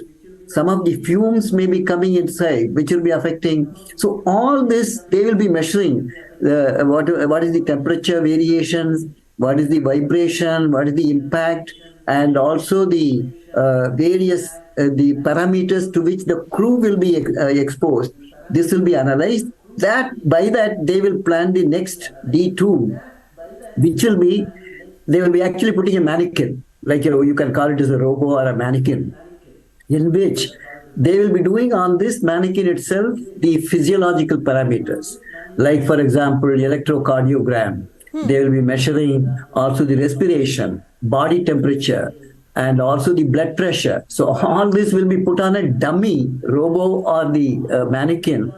And then they will be looking at data transmission. Because once the crew module separates at a very high altitude and re-enters, there's a plasma surface. On the surface of the crew module, the plasma deposits. That means the number of ions, which will be disturbing the communication, telemetry, and also the physiological parameters to be sent down to ground station. All this will be disturbed. So they will be studying that plasma process also on the surface of the crew module. So there are a lot of things to be done based on which they will plan the D2 mission, that is TV-D2, and then accordingly from that they will learn if the crew has to be there, what will be the actual the environmental conditions to which they will be subjected, for which they have to make the precautionary measures. So, and then when they put the crew themselves inside, the seat design, they will be looking at how the crew should be put in the crew module. So they cannot be sitting like straight like this, what we are doing. But there will be an inclination because when the gravity is pulling, the whole blood pressure will be moving up to the cerebral system, brain system. So they'll be looking at blood pressure variations in the dummy, initially in the D2. So a lot of things are to be done. Then they will be arriving at the selection of the people have been done, the training, who will be withstanding these vagaries of the sojourn from Earth to space and then back. So lot more things to be done. So this will be the valuable data which have come through this, will be analyzed properly by individual groups, and then they will plan the next series of missions, D2, D3, and D4, ultimately to put the astronauts on space. So this is the next step they will be doing, because this now at a lower altitude, they have done it. Right. And they will be looking at Right. the projection. If it has to be done at a different altitude, then what should be done? So they will be computing all the data which have been accumulated through this D1 mission. Right. Mr. R.C. Kapoor, if you're able to hear me now, sir, the original time for liftoff was 8 a.m. Of course, due to weather conditions, it moved to 8:45, and then just at 5 seconds, a hold was observed where the ground computer detected a monitoring anomaly. One could have thought that this would take longer to fix, and probably a few more days until the mission then resumes. But in no time did our scientists successfully manage to fix it, and right at 10 a.m., not just a successful liftoff, but even the mission of the objective achieved, and all done on point. Yeah, certainly right, because when 5 seconds to the launch, when we saw a held, so obviously we waited with a bated breath, but may have gone wrong.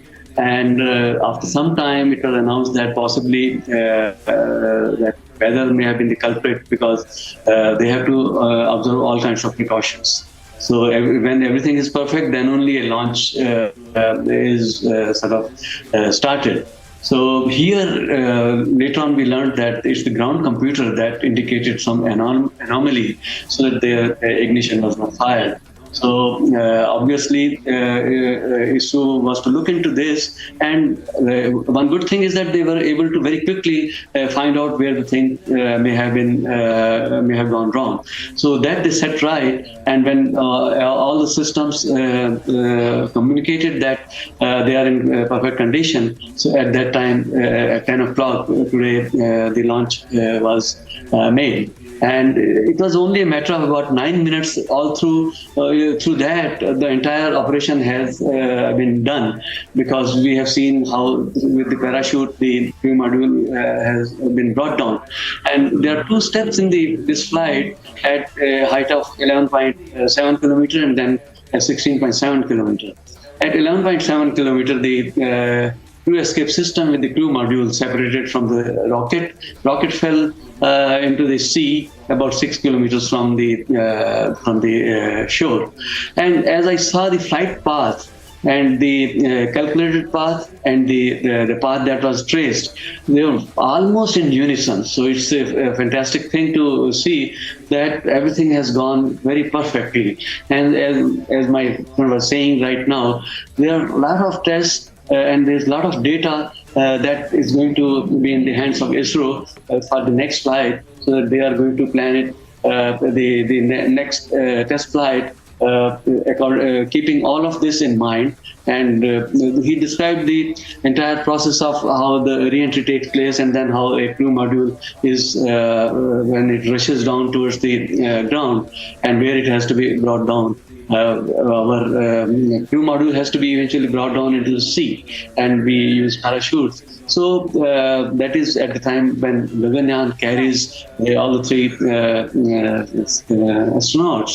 So that is about, let's say, about more than a year from now. But in between, there are going to be these other tests also. So far, it has been a successful run for ISRO when it comes to 2023 with the success of Chandrayaan-3, then Aditya L1, and now the maiden test flight of the Gaganyaan mission. Keeping our fingers crossed as more is lined up in this year itself. On that note, we have to slip into a very short commercial break, but we'll be back on the other side to talk more on this.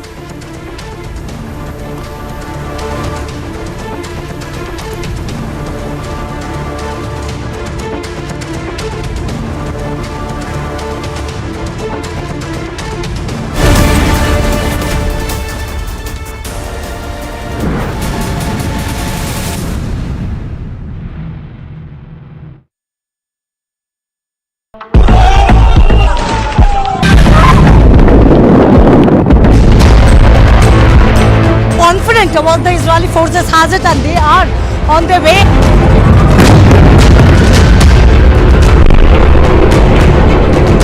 Rocket जो है वो यहाँ पर दागे जा रहे हैं, और वो देखिए आप हमारे सिर के ऊपर से पास में जो है वो यहाँ पे मिसाइल्स गिरी है। इजराइल अब ये इंतजार कर रहा है कि जैसे ही सभी लोगों को बाहर लेकर आया जाएगा, आतंकी को खत्म करने को लेकर जो स्ट्रेटजी इजराइल ने बनाई है उसकी तैयारी भी की जाएगी। ಇಸ್ರೇಲ್ ಹಾಗೂ ಹಮಾಸ್ ನಡುವಿನ ಸಂಘರ್ಷ 12ನೇ ದಿನಕ್ಕೆ ಕಾಲಿಟ್ಟಿದೆ. ರಿಪಬ್ಲಿಕ್ ಕನ್ನಡ ದಿಟ್ಟ ವರದಿಯನ್ನ ಇಲ್ಲಿಂದಲೇ ಮಾಡ್ತಾ ಇದ್ದು, गोलियों की बौछार हमास के आतंकियों द्वारा कर दी गई। So there is an alert. There is an alert which has been given.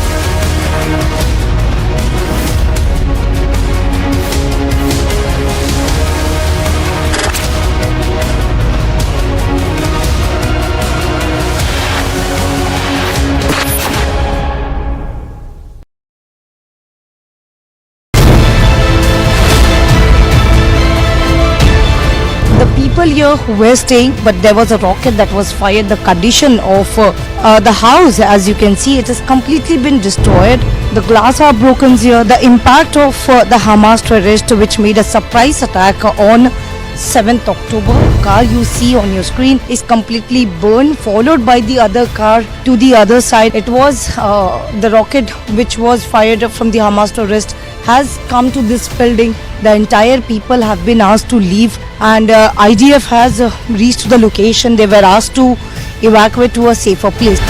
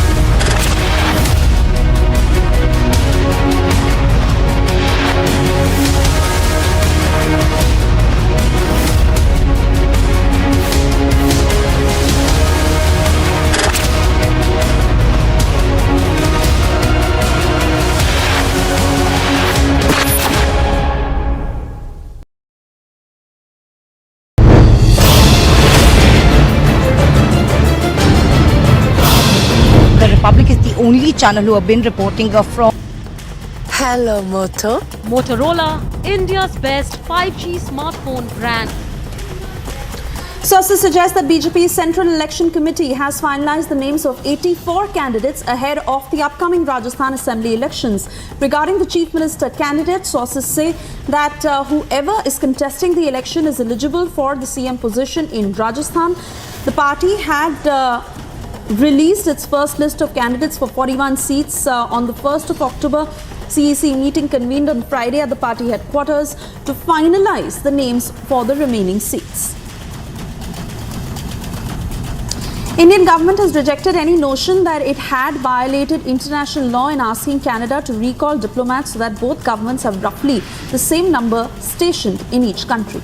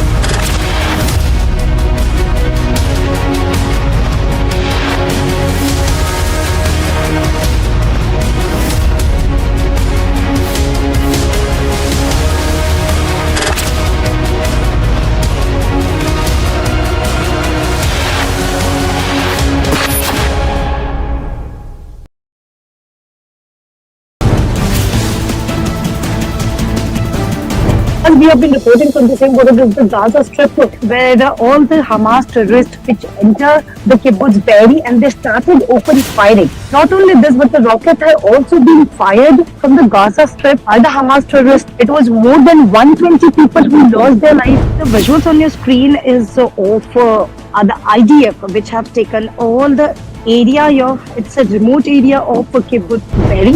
You can clearly see the visuals on your screen. The sad story of kibbutz Be'eri, but yes, now it has been completely taken over by the IDF.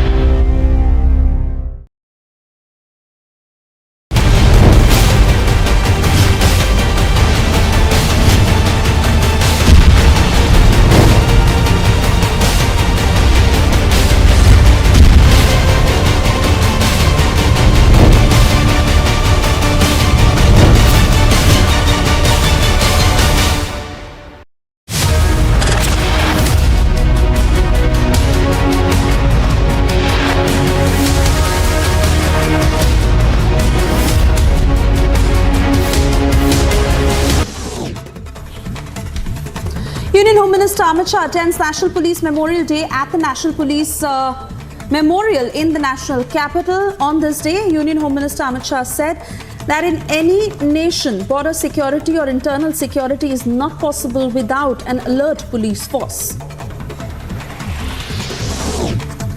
UP Chief Minister Yogi Adityanath also attended the Police Memorial Day parade at Reserve Police Line.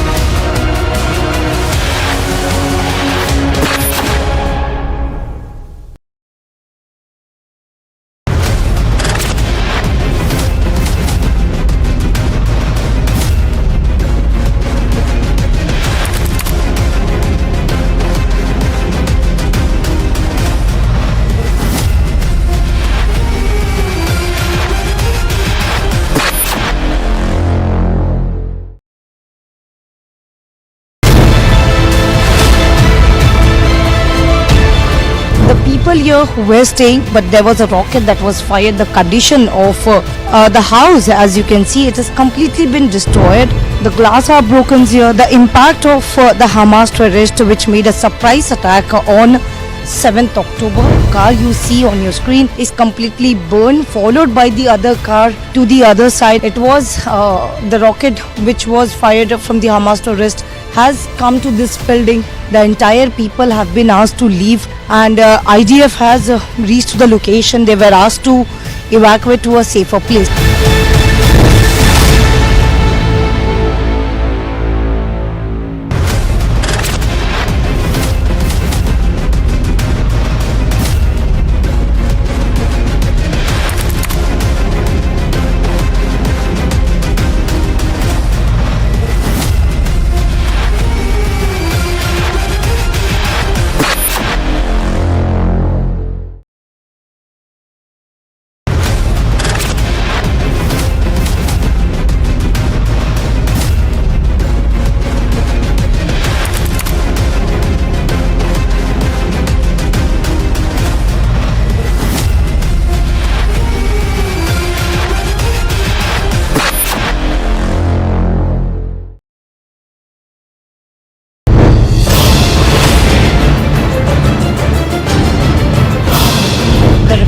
Only channel who have been reporting from Israel's Iron Dome military defense system.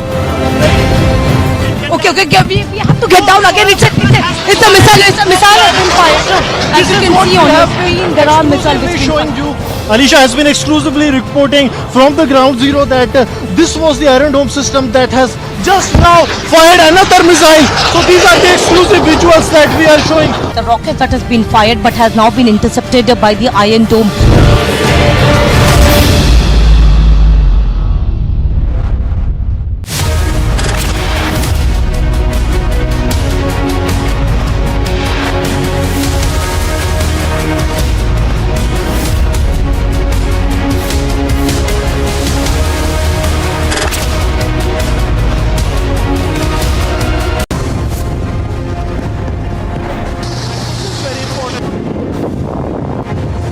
Republic is reporting from Israel, Be'eri Kibbutz, where more than 120 people were killed, where the Hamas terrorist was the first location where Hamas terrorist has entered into the entire area that was taken up by the Hamas terrorists. But now it is under being controlled by the IDF. As we have been speaking, we can also hear the explosion that is happening, but this is in retaliation by the Israel. It's an IDF location. So as you see on your screen, there are continuously artillery that is being fired, where the Hamas terrorists is still hiding.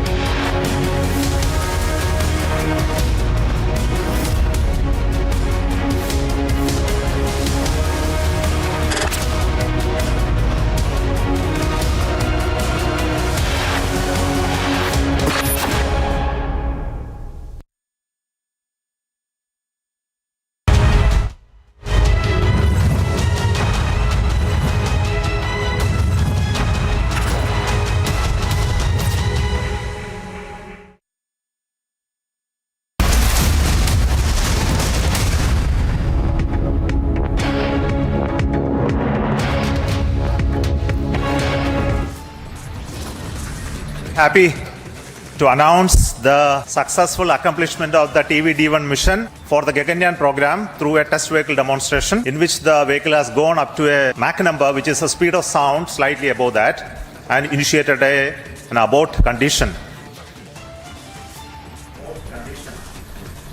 Much anticipated first TV-D1 flight takes off successfully, accomplishes all objectives of the mission. With the first milestone, India is all set for manned mission to space, Isro to analyze data from the first test flight. Mega political face-off over parliament payoff scam, demand grows for Mahua's resignation.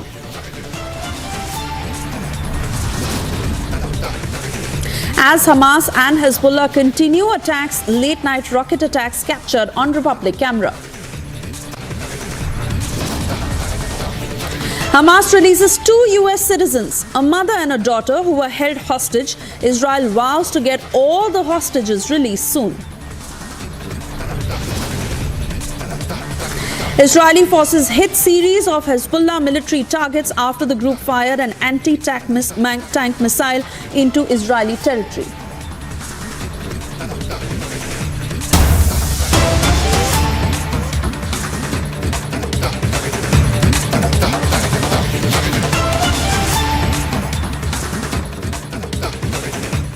All right, viewers, cutting across to some breaking updates that we're picking up. The BJP MP Nishikant Dubey has launched a scathing attack now at the TMC MP Mahua Moitra, saying that the MP mortgaged the country's security for some money. He alleged that the parliament ID of Mahua Moitra was opened from Dubai at the time when the MP was in India, and asked the opposition if they still want to do politics over the issue as well. So this is the breaking update that we're putting out on your screens, viewers. Now, in a scathing attack by the BJP MP Nishikant Dubey, in fact, he has once again launched a scathing attack at the TMC MP Mahua Moitra and has stated that the MP mortgaged the country's security for some money, and he alleged that the parliament ID of Mahua Moitra had been opened from Dubai at the time when the MP was in India, and had asked the opposition if they still want to do politics over the issue as well. Our senior executive editor Abhishek Kapoor is also joining us on the broadcast. Abhishek, over to you. Please give us more details as far as this latest attack from the BJP MP Nishikant Dubey is concerned, where he has in fact stated that the TMC MP Mahua Moitra had mortgaged the country's security for some money, and the allegations particularly is that the parliament ID of Mahua Moitra had been opened from Dubai.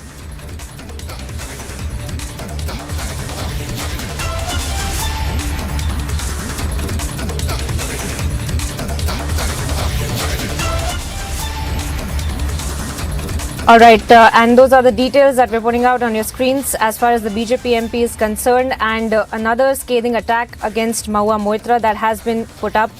And we had seen how the controversy had been erupting over Mahua Moitra as well, and now in the latest, the BJP MP Nishikant Dubey has launched this scathing attack against the TMC MP Mahua Moitra, once again stating that the Mahua Moitra in fact had mortgaged the country's security and had mortgaged the country's security for some money. Now, in the latest of the Mahua payoff scam that we are putting out on your screens, Nishikant Dubey launches this scathing attack against the TMC MP. And viewers, on this big story, we also have Sugandha Majmudar speaking up against Mahua Moitra as well. Let's listen in.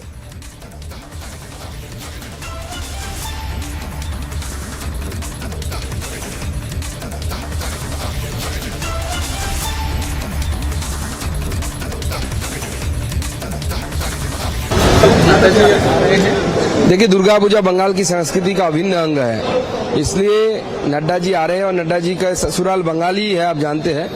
तो हम चाहते हैं, नड्डा जी को बुलाए थे, वो आ रहे हैं, पूजा में वो पार्टिसिपेट करेंगे। एथिक्स कमेटी महua मोइत्रा को लेकर एक मीटिंग कर रहे हैं, क्या कहेंगे 26 तारीख? देखिए, जो सामने आया है वो भयंकर चित्र है। अगर ऐसा हुआ है कि पैसे के कारण महua मोइत्रा ने ये सब किया है, तो इसके इंक्वायरी होनी चाहिए और उसके ऊपर कार्रवाई भी होनी चाहिए। बिल्कुल झूठा मामला है। क्या प्रमाण है? एक बात है, जब प्राइम मिनिस्टर ऑफिस से लेटर निकलता है जिसपे दर्शन हीरानंदानी का है, तो दर्शन हीरानंदानी अपने लेटर हेड पर क्यों नहीं लिख के देता है? एक और दूसरी बात है कि हीरानंदानी दे क्यों रहा था, गिफ्ट और पैसे दे क्यों रहा था? इसके मतलब खुद गलत काम करा रहा था। तो सबसे पहले उसके खिलाफ कार्रवाई होना चाहिए कि अगर वो ब्राइब किया है, एक्सेप्ट कर रहा कि मैंने ब्राइब किया, तो उसके खिलाफ कार्रवाई होनी चाहिए। एक दूसरी बात है, एथिक्स कमेटी में मैटर जाने के पहले ही पूरे प्रेस में ये फैला देने का क्या मतलब होता है? और तीसरी बात है कि इसमें जो सरदुल सराफ है, जो लीगल फर्म है, और जो अडानी का समधी है, उसका भाई है, एक सिरिल सराफ है जो अडानी का समधी है, और इन दोनों में झगड़ा है। और सरदुल सराफ कहता है, सुचेता दलाल कहते हैं हमारा कोई लेना ही देना नहीं, जबकि सरदुल सराफ के ऊपर आरोप लगाया जाता है कि उसने इंफॉर्मेशन प्रोवाइड किया, और खुद ही कह रहा है कि हमने कोई इंफॉर्मेशन दी ही नहीं। तो ये प्रथम दृष्टया ये सब फर्जी लगता है, क्योंकि महुआ मोइत्रा ने अडानी के बारे में बोला, जो भी अडानी के खिलाफ बोलेगा उसके खिलाफ में इसी तरीके से मनगढ़ंत आरोप लगाएंगे। दूसरी बात है कि हीरानंदानी का बड़ा कारोबार है, 25-30 हजार करोड़ का कारोबार है इस देश के अंदर, और उसको लगा, उसको घेर लिया इन्होंने कि तुम्हारा सारा कारोबार बंद कर दोगे। तो एक तरह से वो प्रेशर में कर रहा है, वरना 2017 से उसकी दोस्ती या जान पहचान मोइत्रा से है, तो क्यों दोस्ती है? वो क्यों इंफॉर्मेशन अडानी के खिलाफ दे रहा? ठीक है, संगीन कंप्लेन आया उनके खिलाफ, सीरियस कंप्लेन है। तो जो संसदीय परंपरा है, रीति नीति, उसको ताक में रख के जो राजनीति करते हैं, केवल ढंग करने के लिए, नाटक करने के लिए पार्लियामेंट को यूज करते हैं। कंप्लेन आया है, उसका पूरा छानबीन होनी चाहिए। बहुत संगीन कंप्लेन है ये। बंगाल में तो बीजेपी का एक एजेंडा, उनका पास कोई एजेंडा ही नहीं है। ऐसा हरकत करता है, हर दिन गाली खाना पड़ता है, स्पीकर से डांट पड़ता है, सस्पेंड होना पड़ता है, और टीएमसी के सारे एमपी का ही हो गया। इसलिए राजनीति में लोग इसलिए चुन के भेजा है क्या? संसदीय परंपरा को ही तोड़ देंगे आप? यहाँ की कोई एथिक्स नहीं मानते, वहां नहीं मानते, कौन सा राजनीति है?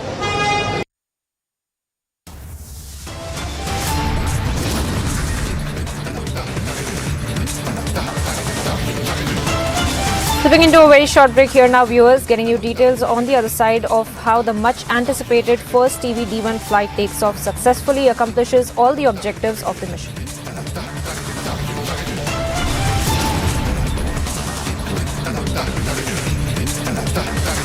And India refutes Canadian PM Justin Trudeau's allegation of India having violated the Vienna Convention governing diplomacy. Getting you all the updates on the other side.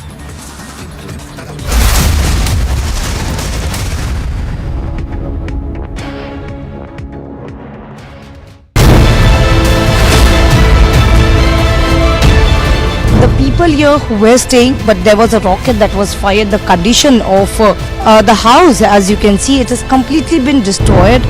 The glass are broken here. The impact of the Hamas terrorist, which made a surprise attack on 7th October. Car you see on your screen is completely burned, followed by the other car to the other side. It was the rocket which was fired from the Hamas terrorist has come to this building. The entire people have been asked to leave, and IDF has reached the location. They were asked to evacuate to a safer place.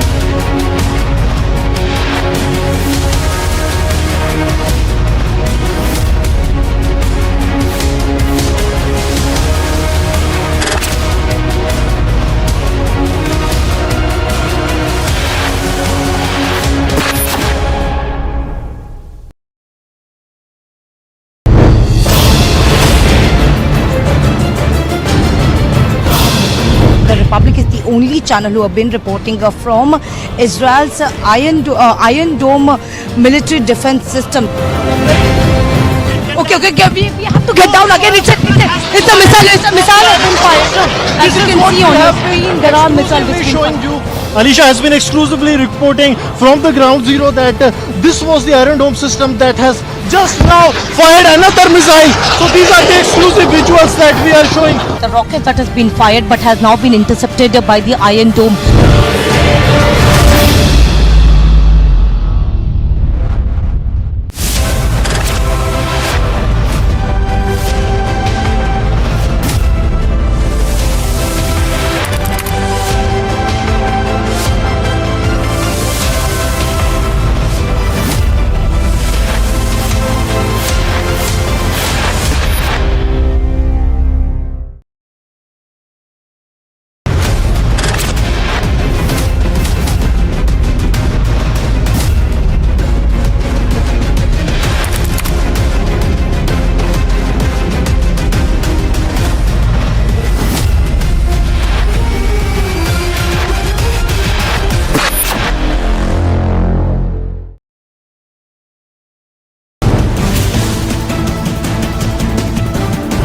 We have been reporting from the same border of the Gaza Strip where all the Hamas terrorists which enter the kibbutz Be'eri and they started open firing. Not only this, but the rocket had also been fired from the Gaza Strip by the Hamas terrorists. It was more than 120 people who lost their lives. The visuals on your screen is of the IDF which have taken all the area it's a remote area of kibbutz Be'eri.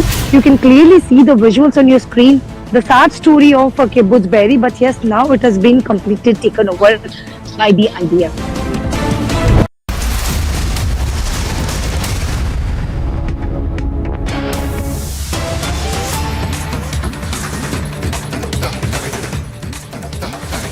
Welcome back, viewers. Straight away cutting across to some more breaking updates that we're picking up. Samajwadi Party chief Akhilesh Yadav now has said, and I quote, "It's the same Congress party that didn't give the numbers of the caste census. It's a miracle because now everyone knows that until and unless you don't have the support of the backward castes, you won't succeed. It's a miracle that now the Congress party wants a caste census and the Congress party is now aware that the vote that they were searching for is not with them anymore." Now this, of course, in the backdrop of how Rahul Gandhi himself had also made several statements about the caste census and had also stated and assured conducting the caste census in Telangana if they come into power as well. But first up, viewers, let's listen in as to what Akhilesh Yadav had to say.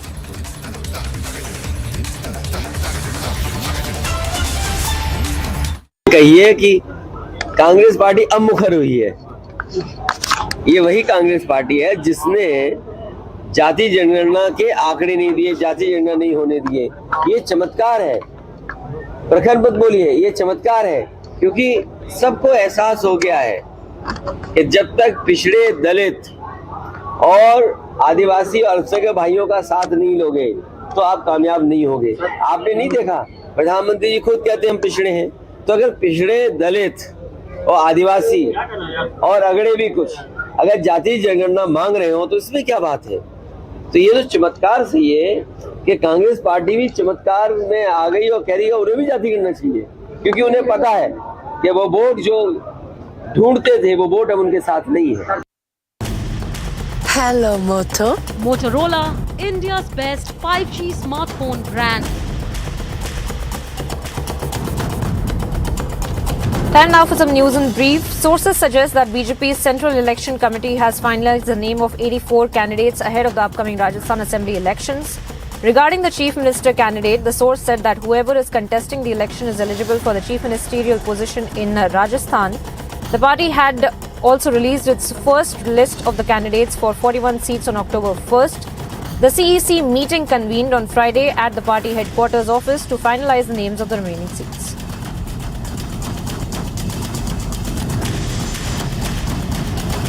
The Indian government has rejected any notion that it had violated international laws in asking Canada to recall diplomats so that both the governments have roughly the same number stationed in each country.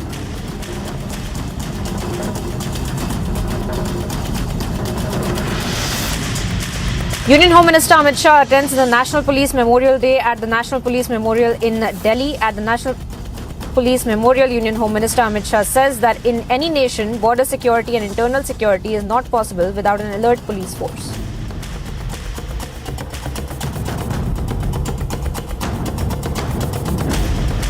UP Chief Minister Yogi Adityanath has also attended the Police Memorial Day parade at the Reserve Police Line.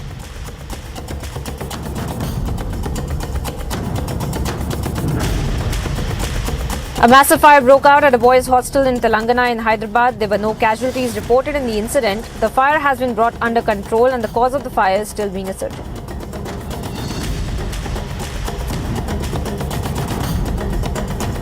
Tamil Nadu police in Paniyur arrested BJP workers for raising a flag post outside the compound wall of BJP State Chief K. Annamalai's residence, which allegedly lies on the Highway Department Road. Some section of the people in Paniyur objected to the raising of the flag post, claiming it to be somewhere near the mosque. Action has been taken following a complaint.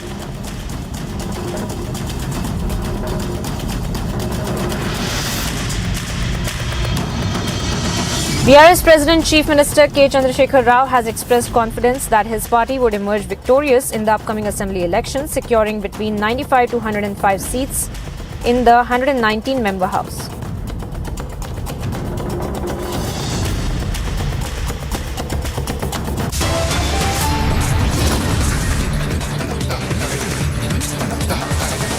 Slipping into a very short break here now, viewers, getting you details on the other side of how a mega political face-off over the parliament payoff scam has broken out. Demand grows for Mahua's resignation.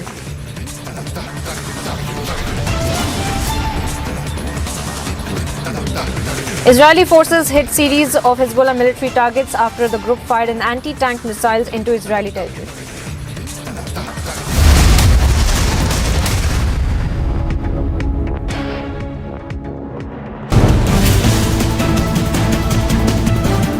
As we have been reporting from the same border of the Gaza Strip, where all the Hamas terrorists which enter the kibbutz Be'eri and they started open firing. Not only this, but the rocket had also been fired from the Gaza Strip by the Hamas terrorists. It was more than 120 people who lost their lives. The visuals on your screen is of the IDF, which have taken all the area of, it's a remote area of kibbutz Be'eri. You can clearly see the visuals on your screen. The sad story of kibbutz Be'eri, but yes, now it has been completely taken over by the IDF.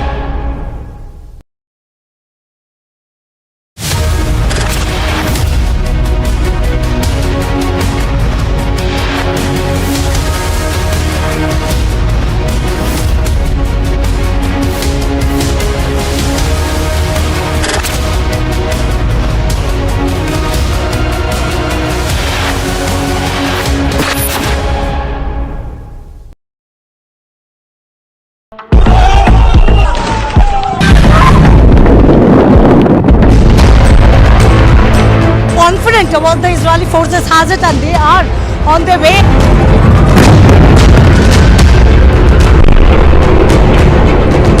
Rocket जो है वो यहाँ पर दागे जा रहे हैं और वो देखिए आप हमारे सिर के ऊपर से पास में जो है वो यहाँ पे मिसाइल्स गिरी है। इजराइल अब ये इंतजार कर रहा है कि जैसे ही सभी लोगों को बाहर लेकर आया जाएगा, आतंकी को खत्म करने को लेकर जो स्ट्रेटजी इजराइल ने बनाई है उसकी तैयारी भी की जाएगी। ಇಸ್ರೇಲ್ ಹಾಗೂ ಹಮಾಸ್ ನಡುವಿನ ಸಂಘರ್ಷ 12ನೇ ದಿನಕ್ಕೆ ಕಾಲಿಟ್ಟಿದೆ. ರಿಪಬ್ಲಿಕ್ ಕನ್ನಡ ದಿಟ್ಟ ವರದಿಯನ್ನ ಇಲ್ಲಿಂದಲೇ ಮಾಡ್ತಾ ಇದ್ದು, गोलियों की बौछार हमास के आतंकियों द्वारा कर दी गई। So there is an alert. There is an alert which has been given.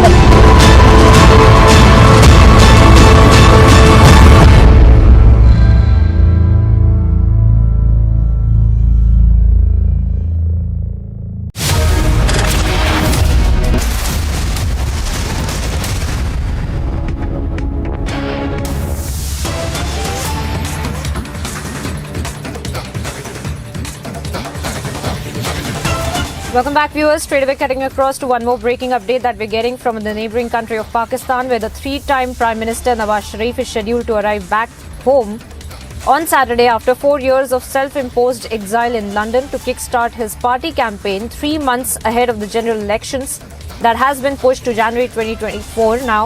Nawaz Sharif's special plane is ready to take off at the Dubai airport is the latest. And the former Prime Minister Nawaz Sharif reached Dubai airport a while ago to return to Pakistan as well.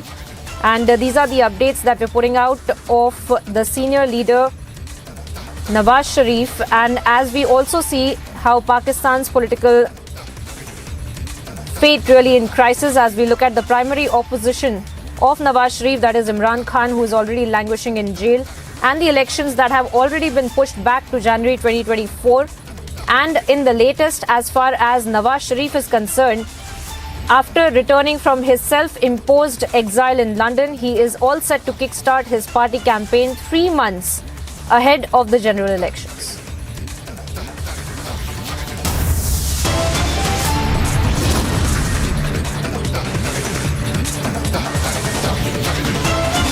Slipping into a very short break here now, viewers, getting you updates on the other side of the much anticipated first TV-D1 flight takes off successfully, accomplishes all objectives of the mission.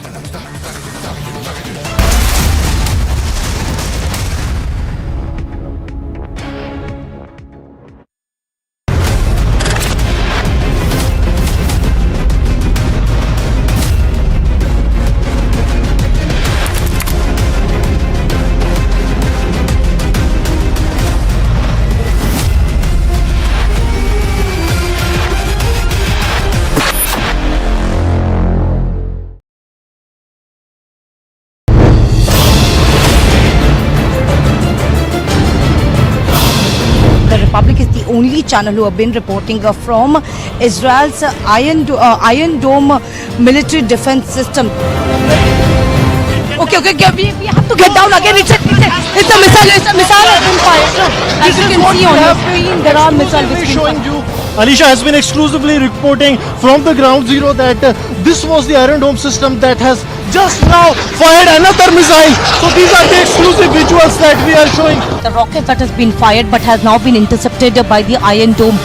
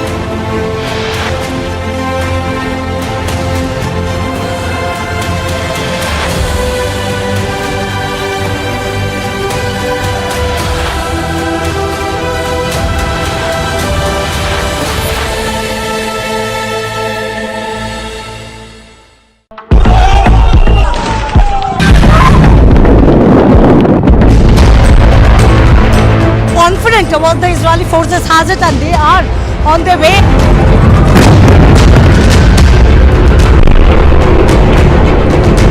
Rocket जो है वो यहाँ पर दागे जा रहे हैं और वो देखिए आप हमारे सिर के ऊपर से पास में जो है वो यहाँ पे मिसाइल्स गिरी है। इजराइल अब ये इंतजार कर रहा है कि जैसे ही सभी लोगों को बाहर लेकर आया जाएगा, आतंकी को खत्म करने को लेकर जो स्ट्रैटेजी इजराइल ने बनाई है उसकी तैयारी भी की जाएगी। ಇಸ್ರೇಲ್ ಹಾಗೂ ಹಮಾಸ್ ನಡುವಿನ ಸಂಘರ್ಷ 12ನೇ ದಿನಕ್ಕೆ ಕಾಲಿಟ್ಟಿದೆ. ರಿಪಬ್ಲಿಕ್ ಕನ್ನಡ ದಿಟ್ಟ ವರದಿಯನ್ನ ಇಲ್ಲಿಂದಲೇ ಮಾಡ್ತಾ ಇದ್ದು, गोलियों की बौछार हमास के आतंकियों द्वारा कर दी गई। So there is an alert. There is an alert which has been given.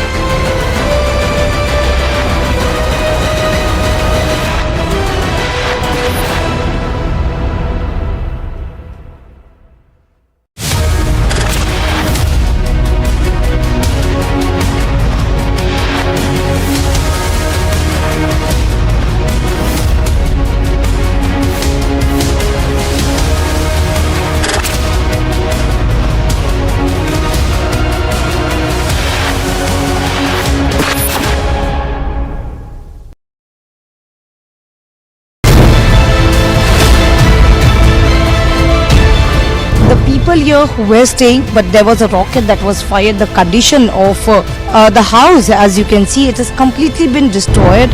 The glass are broken here. The impact of the Hamas terrorist, which made a surprise attack on 7th October. Car you see on your screen is completely burned, followed by the other car to the other side. It was the rocket which was fired from the Hamas terrorist has come to this building. The entire people have been asked to leave, and IDF has reached the location. They were asked to evacuate to a safer place.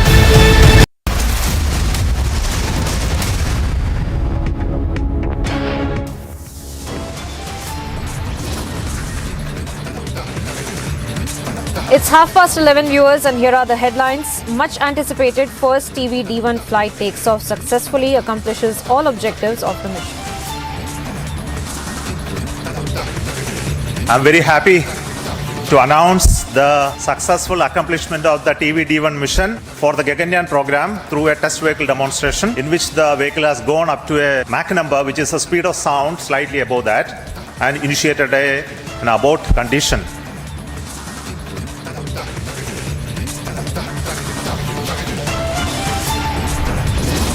With the first milestone, India is all set for manned mission to space. Isro to analyze the data from the first test flight.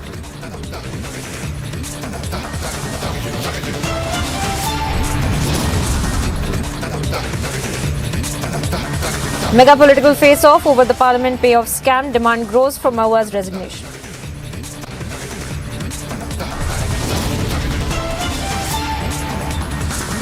As Hamas and Hezbollah continue attacks, late-night rocket attacks captured on Republic camera.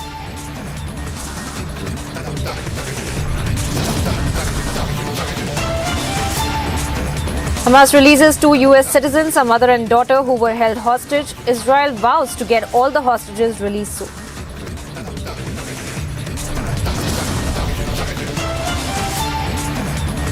Israeli forces hit series of Hezbollah military targets after the group fired an anti-tank missiles into Israeli territory.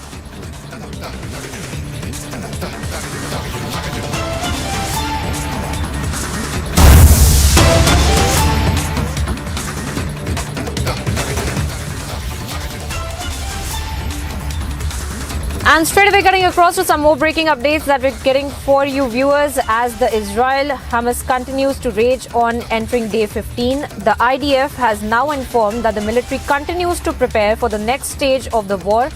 Meanwhile, 2 American citizens held hostage by Hamas since October 7 have now been released, and in the backdrop of that, we are seeing how the US President Joe Biden has made the official announcement assuring that his government would fully support the duo in their recovery and healing process. Biden also thanked the governments of Qatar and Israel for their partnership in securing the release of the 2 hostages. a mother and her teenage daughter. The freed pair were the first hostages to be released by Hamas, and more than 200 are still being held. These are the latest as far as the hostages are concerned. But first up, viewers, let's listen in to what Antony Blinken also had to say about the American hostages being released by the Hamas terrorists. About an hour ago, 2 American citizens held by Hamas since October 7th were released. These 2 Americans are now safely in the hands of Israeli authorities in Israel. We expect a team from the U.S. Embassy to see them very shortly. Over the coming hours, they'll receive any support and assistance they need. And of course, we're very anxious to be able to reunite them with their loved ones. We welcome their release. We share in the relief that their families, friends, and loved ones are feeling. But there are still 10 additional Americans who remain unaccounted for in this conflict. We know that some of them are being held hostage by Hamas, along with an estimated 200 other hostages held in Gaza. They include men, women, young boys, young girls, elderly people from many nations. Every single one of them. Now, viewers, we just heard Antony Blinken speak about the hostages that have been released by the Hamas terrorist, mother and her teenage daughter as well. Let's listen in to the family members of the hostages as to what they had to really say about this development. I'm the father of Natalie Ranan and my ex-wife Judith Ranan. I've been waiting for this moment for a long time, for 2 weeks. I haven't been sleeping for 2 weeks. Tonight I'm going to sleep good. I spoke with my daughter earlier today. She sounds very good. She looks very good. She was very happy. And she's waiting to come home. Her mother has a little scratch on her hand, but she told me it's nothing. She's okay. I spoke earlier with President Biden. I thank him for his concern, for his helping with the release of them. And he was very, very nice. I spoke with Governor Pritzker, and he was nice. And I thank him very much for his effort. And hopefully I'm going to see them next week. Next week is Natalie's birthday on the 24th. And we're going to celebrate her birthday here in my home.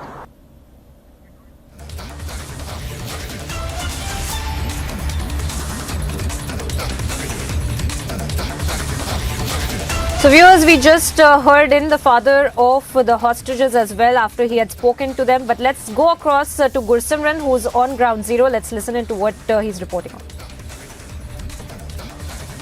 बात की जाए तो दक्षिणी और उत्तरी दोनों border अगर Israel की सीमाओं की बात की जाए वहां पर लगातार स्थिति जो है वो इस तरह से बनी हुई है कि इजराइल के लिए चुनौतियां बहुत ज्यादा हैं।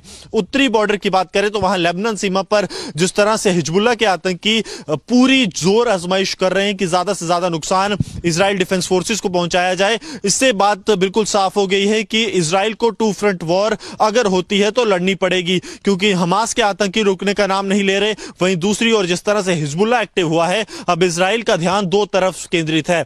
परसों की बात करें तो इजराइल के कैबिनेट मंत्री जो इंडस्ट्रीज के हैं उन्होंने बिल्कुल नीरबरकत उन्होंने बिल्कुल साफ कर दिया था कि जरूरत पड़ती है हम हमास के खिलाफ जंग तो लड़ ही रहे हैं और इस जंग में इजराइल के पास जीतने के सिवा कोई जो दूसरा ऑप्शन नहीं है। कारण यह है कि अगर इजराइल यहां पर हारता है तो बुराई की जीत होगी और उन्होंने कहा कि हम जीत कर रहेंगे। लेकिन अगर कोशिश ईरान की तरफ से यह की जाती है कि अपने प्रॉक्सिस यानी कि लेबनान के हिजबुल्लाह ग्रुप को अगर एक्टिव किया जाता है तो ना सिर्फ हिजबुल्लाह ग्रुप का खात्मा होगा बल्कि ईरान को भी पूरी तरह से निस्तनाबूद कर दिया जाएगा। ये बात जो है वो लगातार कही जा रही है इजराइल के मंत्रियों की तरफ से। और एक महत्वपूर्ण बात और जो कही गई है, that remains to be seen that a message that was given to the Israel side by the Israel side to the Iran that they will be decimated and a green signal has been given to and the terrorist of Hamas. He said that the 50,000 terrorists of Hamas, they will be completely wiped out. That clearly means that a mega operation is underway to wipe out the terrorists of Hamas. so as the Hezbollah group that has become really prominent and is almost taking shots on the Israel Defense Forces on hourly basis, and intensified operations have been launched in the north as well as the south of Israel.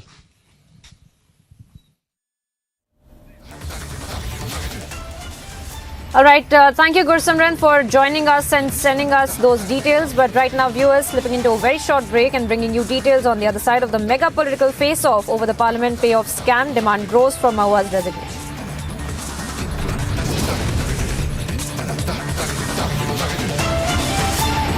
And Israeli forces hit series of Hezbollah military targets after the group fired an anti-tank missile into Israeli territory. All the details on the other side.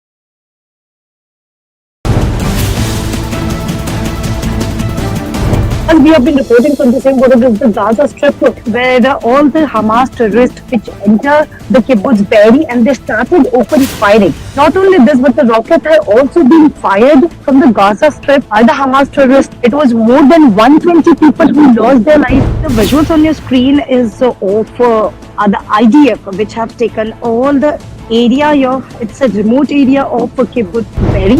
You can clearly see the visuals on your screen. The sad story of kibbutz Be'eri, but yes, now it has been completely taken over by the IDF.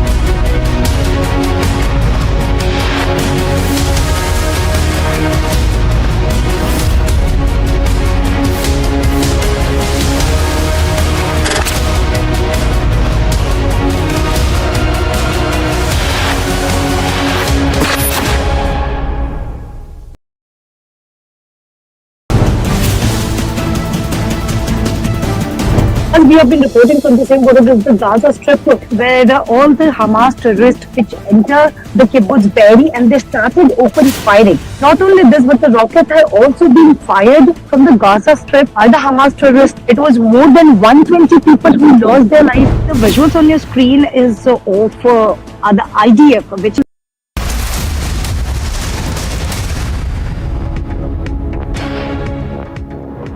Welcome back. back, viewers. Republic TV, in fact, has been reporting from ground zero about what's really happening with the war between Israel and Hamas, and in the entrance of Hezbollah as well. We are looking at counter strikes that have also been made by Israel. But what really about the human cost, as we're looking at the civilians really also paying the price for this war as well? Let's take a look at this report brought to you by Century Ply Laminates.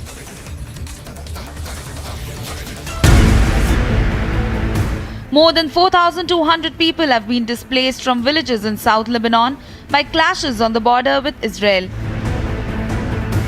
The civilians living along the border were ill-prepared for the much larger exodus that would ensue if the limited conflict escalated to an all-out war. Some 1,500 of the displaced are staying in 3 schools in the coastal city of Tyre, which is about 20 kilometers north of the border. The Lebanese terrorist group Hezbollah and allied Palestinian groups in Lebanon have launched daily missile strikes on northern Israel since the outbreak of the latest Israel-Hamas war. While Israel has responded by shelling border areas in South Lebanon, till date, the clashes have killed at least 22 people in Lebanon, 4 of them being civilians. Bureau Report, Republic TV.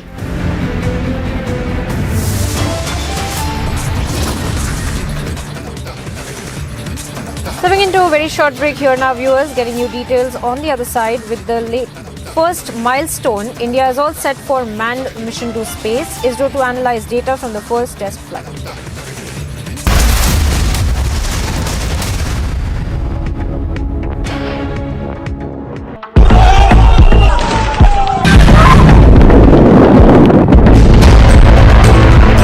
Confident about the Israeli forces has it, and they are on their way.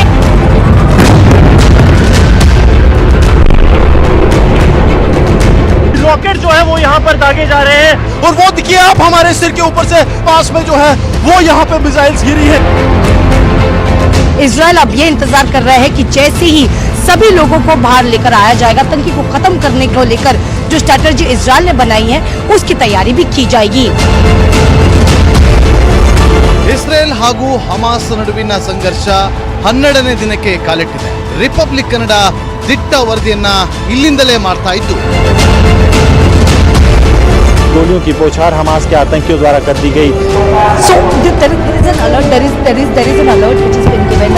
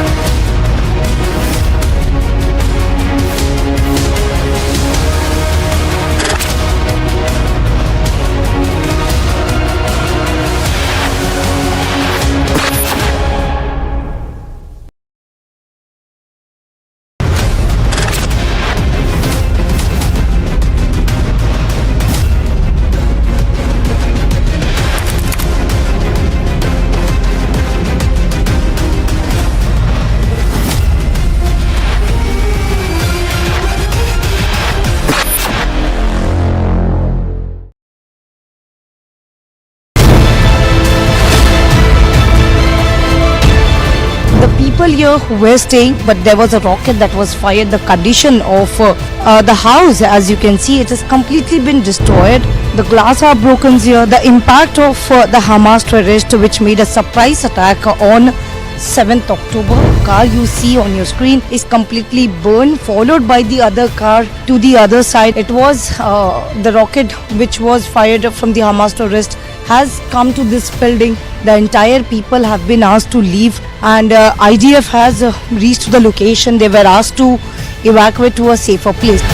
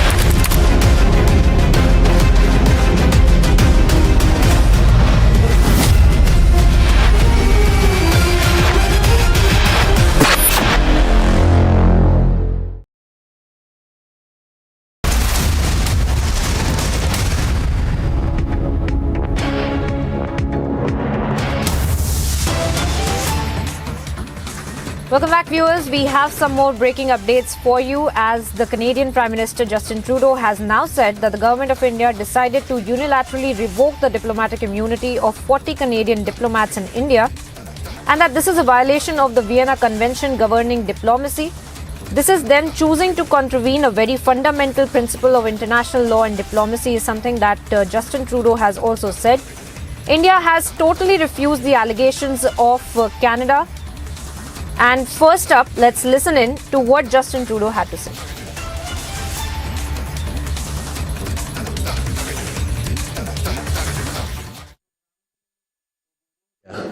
Took this week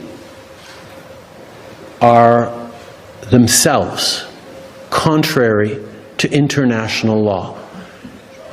The government of India decided to unilaterally revoke the diplomatic immunity of 40 Canadian diplomats in India. This is a violation of the Vienna Convention governing diplomacy. This is them choosing to contravene a very fundamental principle of international law and diplomacy. It is something that all countries in the world should be very worried about. And this is putting aside the allegations we made of a serious violation of international law with the alleged killing of a Canadian citizen on Canadian soil that the Indian government could have been involved in. This is a matter, putting that aside, that all countries should be concerned about. The government of India decided to cancel, to revoke the diplomatic protections of 40 diplomats working in Canada. They're working in India. This is something that has far-reaching consequences for the diplomatic world that I know many countries are very worried about. But it also has very real impacts on the millions of people.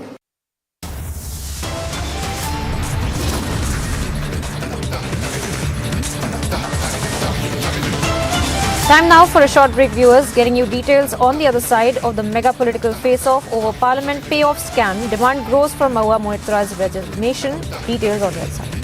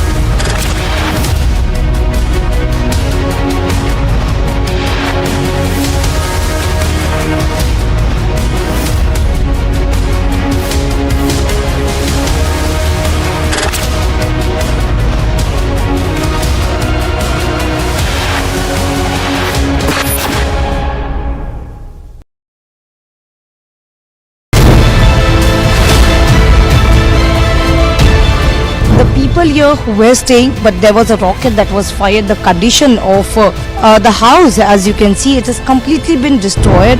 The glass are broken here. The impact of the Hamas terrorist which made a surprise attack on 7th October. The car you see on your screen is completely burned, followed by the other car to the other side. It was the rocket which was fired from the Hamas terrorist has come to this building. The entire people have been asked to leave, and IDF has reached the location. They were asked to evacuate to a safer place.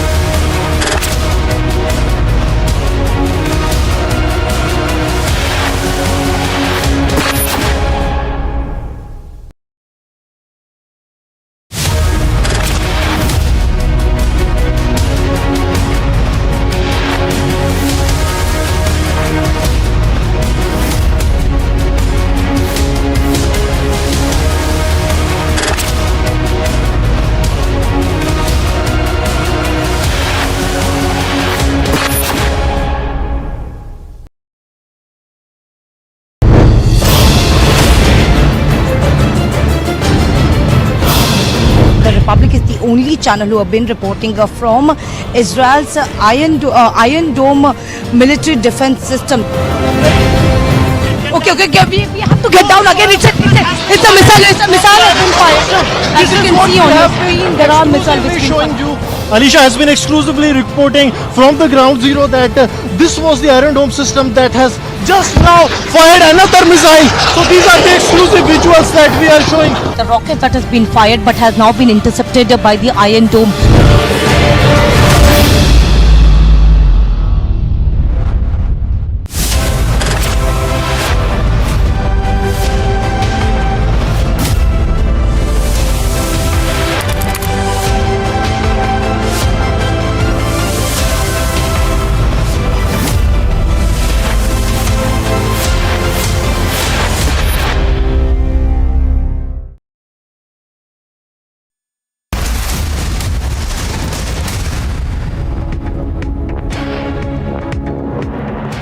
Welcome back, viewers. The Union Home Minister Amit Shah had attended the National Police Memorial Day in the national capital to pay his tributes to the policemen who have lost their lives in the line of duty. Let's take a look at this report brought to you by Century Ply Laminates.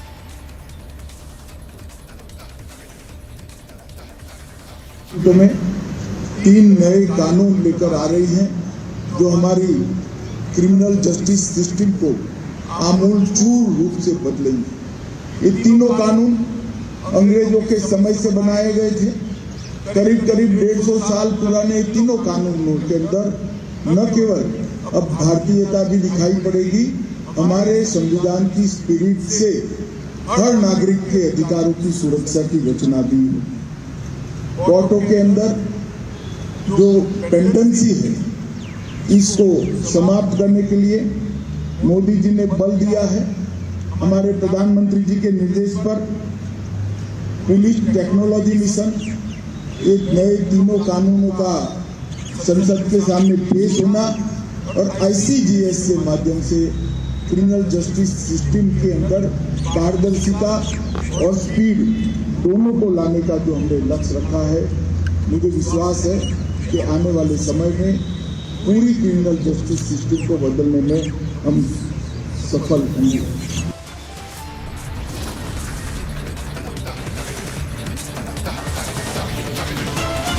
Stepping into a very short break here now, viewers, getting you details on the other side of the much anticipated first TV-D1 flight takes off successfully, accomplishes all the objectives of the mission.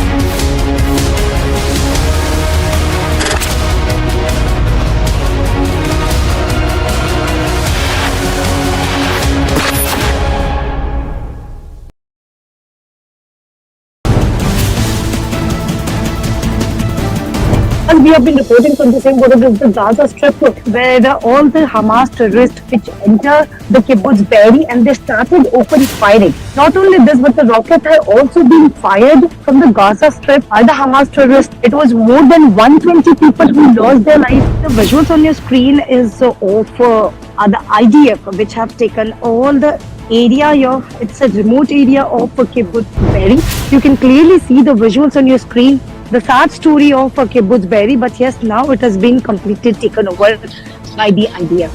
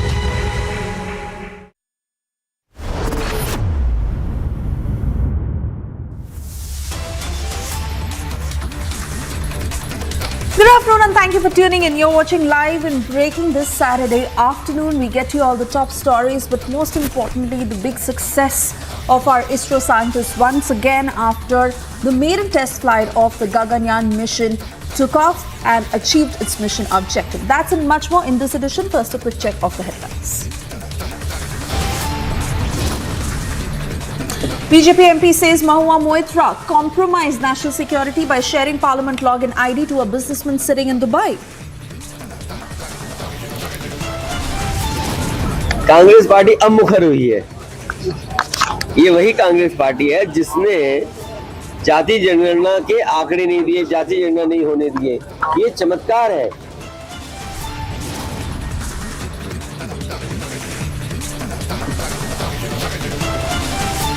ISRO successfully conducts test vehicle mission ahead of human space flight program Gaganyaan.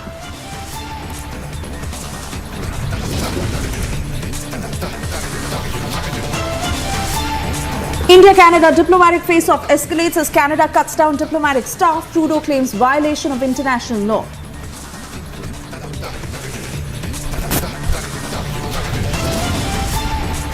Israel continues to strike Hamas targets in Gaza and Hezbollah targets in Lebanon.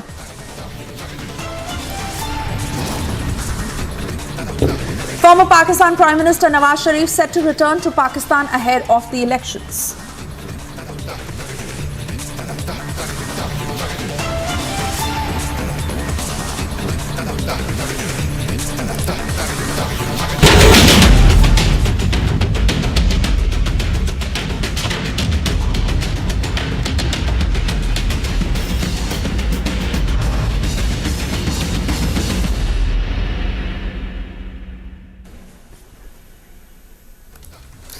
And as the Israel-Hamas conflict continues to rage on, entering into its 15th day, the IDF has now informed that military continues to prepare for the next stage of the war. Meanwhile, 2 American citizens held hostage by Hamas since the 7th of October have been released. US President Joe Biden made the official announcement assuring that his government would fully support the duo in their recovery and healing process. Biden thanked the governments of Qatar and Israel for their partnership in securing the release of the 2 hostages, a mother and a teenage daughter. The freed pair were the first hostages to be released by the Hamas and more than 200 who are still held captive. Listen in to the responses that have come in so far. About an hour ago, 2 American citizens held by Hamas since October 7th were released. These 2 Americans are now safely in the hands of Israeli authorities in Israel. We expect a team from the U.S. Embassy to see them very shortly. Over the coming hours, they'll receive any support and assistance they need. And of course, we're very anxious to be able to reunite them with their loved ones. We welcome their release. We share in the relief that their families, friends, and loved ones are feeling. But there are still 10 additional Americans who remain unaccounted for in this conflict. We know that some of them are being held hostage by Hamas, along with an estimated 200 other hostages held in Gaza. They include men, women, young boys, young girls, elderly people from many nations. Every single one of them. I'm the father of Natalie Ranan and my ex-wife Judith Ranan. I've been waiting for this moment for a long time, for 2 weeks.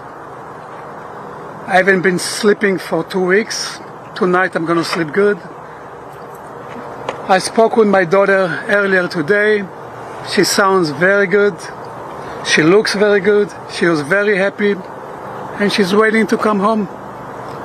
Her mother has a little scratch on her hand, but she told me it's nothing. She's okay.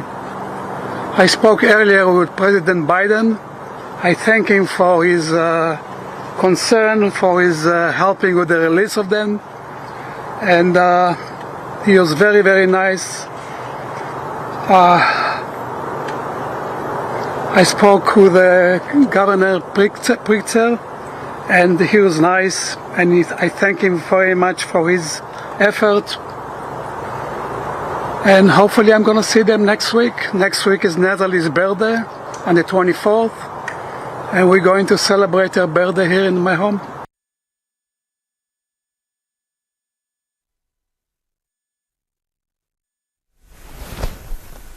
So that was that very, very emotional statement coming in from the father and the husband of the two hostages, who finally got the news that his daughter and his wife are being released by the Hamas. Remember, they are the first of the two hostages among more than 200 who have been released. These are American hostages. And Israel has vowed that they will also have all the Israeli hostages freed from the clutches of the Hamas. Those are the pictures on your screens of the two American citizens, the mother and her teenage daughter, who are finally coming out of the clutches of the Hamas.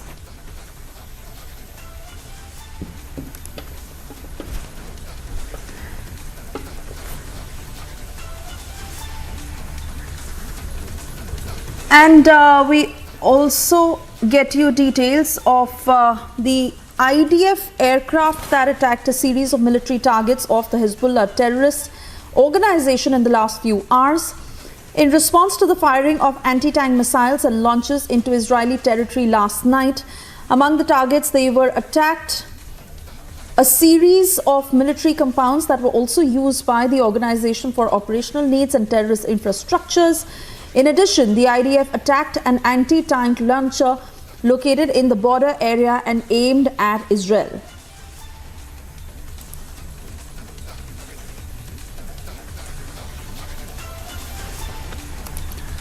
Let me quickly cut across to my colleague Gursimran, who is joining us live from Dirot, as he's been getting us every update from the war-torn area.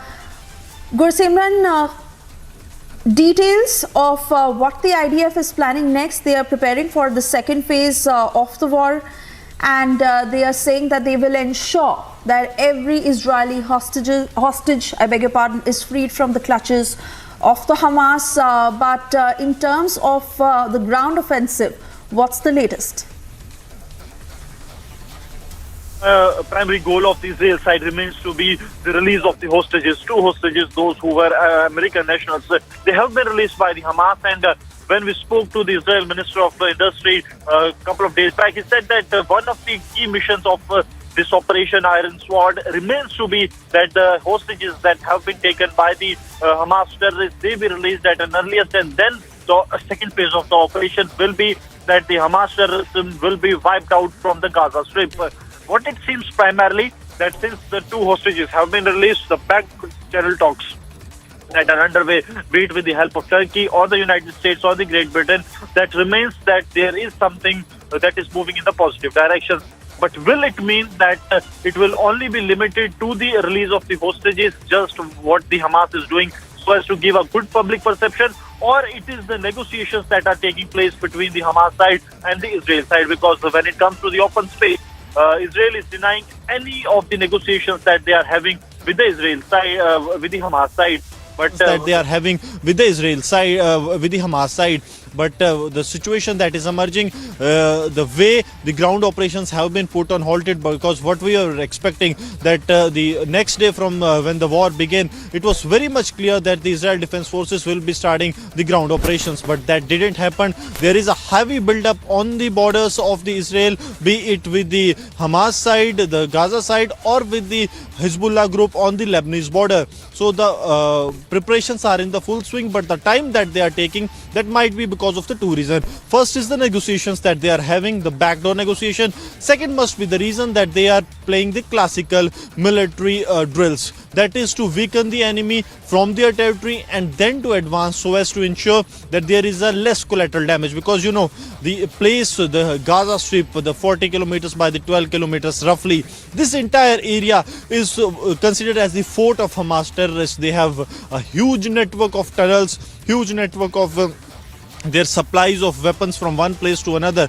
So Hamas being a threat to the Israel knows it well that it is first to weaken the Hamas leadership like they are doing so, because in every 24 hours one of the major commanders, be it from the naval wing, air wing or the tank division of the Hamas, they are being killed by the Israel airstrikes. So that is what could be part of the plan. So these are the two options. That's why it seems that the ground operations have been delayed, that we are seeing it on the 15th day that the ground operations have not begun yet.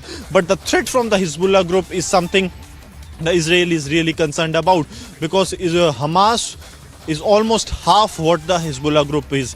Hezbollah group has a 1 lakh terrorists which they claim, along with the huge air power and the ground force that they have with them, with the sophisticated weapons that they are getting from the Iran side. And Iran has also completely backed the terrorists of Hamas. So this connections, that the dots that are getting connected with the Hezbollah, with Hamas, with Iran, and also the countries like Yemen and Syria also backing the Hamas and the Hezbollah group, the situation is tricky for Israel. But having the backing of United States, the Israel is steadfast on their decision that they will be wiping out Hamas completely from the map of the world.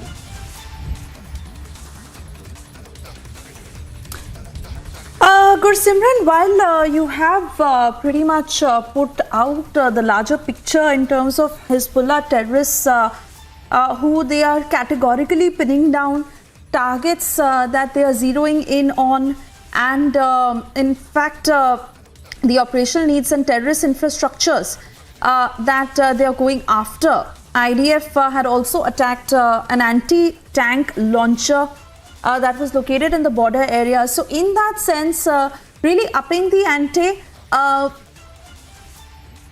We understand that there is no deadline to it, but where do you see this headed in terms of the Hamas in any which way weakening, given how the IDF is going all out?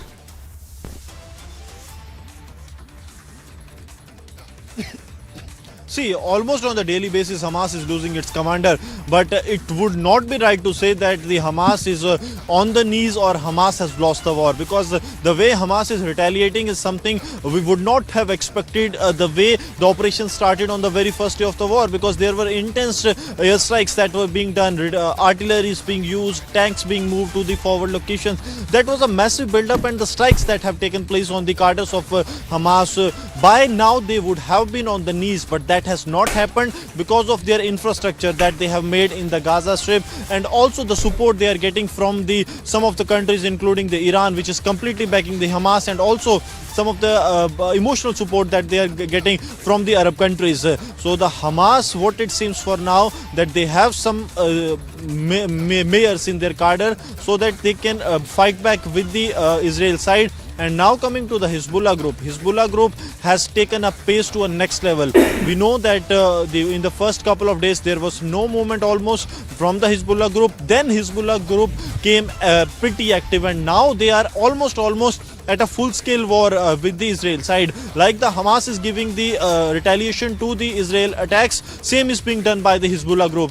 And Hezbollah group cannot be considered as weak one, because in 2008 they have fought a full-fledged war with the Israel side. So they are not a group of terrorists, but an entire army that the Israel side has to face. So keeping that in view, the strategies are being made so that Israel can win on the both sides, because on the Hamas front, Israel's cabinet ministers have made it amply clear that we have no choice than to win the situation, win this war, and to wipe out Hamas from the world map. All right, Gursimran, thank you for getting us those details. We'll keep coming back to you for further updates, and once again requesting you to stay safe. For the moment, we move on to other news in brief.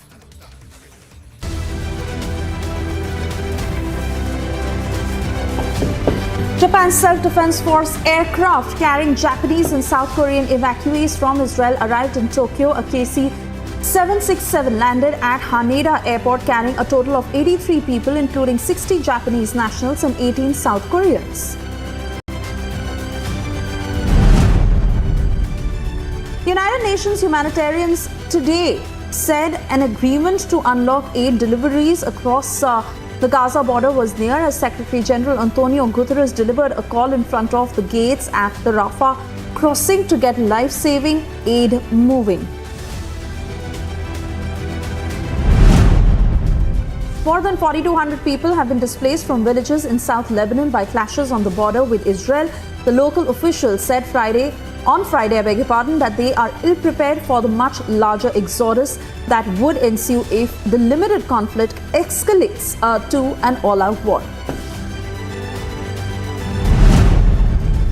Brazilian President Luiz Inácio Lula da Silva appealed for children dying in the conflict between Israel and Hamas.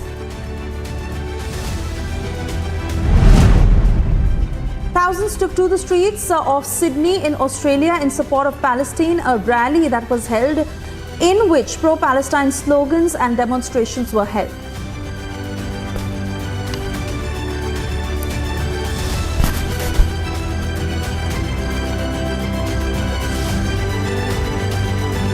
Hello, Moto. Motorola, India's best 5G smartphone brand. And we are getting you these latest pictures from Jammu and Kashmir, where PDP chief Mehbooba Mufti is participating in a pro-Palestine protest. Remember, protests of this nature that have occurred in some parts of the country. But here is Mehbooba Mufti, who is staging such a protest. Let's listen into what she said. फलस्तीन में 1500 बच्चे मारे गए हैं।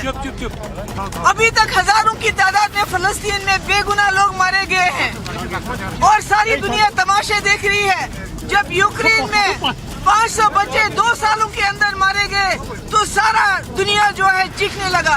आज फलस्तीन में 1500 बच्चे, हजारों की तादाद में लोग मारे जा रहे हैं, कोई बात नहीं कर रहा है। हम दुनिया के मुल्कों से कहते हैं कि आप इजराइल पे दबाव डाल के सीज फायर करो। इस वक्त फलस्तीन में जुल्म हो रहा है, वहाँ सप्लाई बंद है, वहाँ दवाइयाँ बंद है, वहाँ खाना बंद है, वहाँ पीना बंद है, वहाँ लोगों पे गोलियां चल रही है, बमबारी हो रही है। जो हॉलोकॉस्ट में ज्यूज के साथ हुआ था, आज इजराइल वही फलस्तीनियों के साथ कर रहा है और इसके नताइज आने वाले वक्त में बहुत खतरनाक हो सकते हैं। दुनिया में ऑलरेडी बहुत दहशतगर्दी है।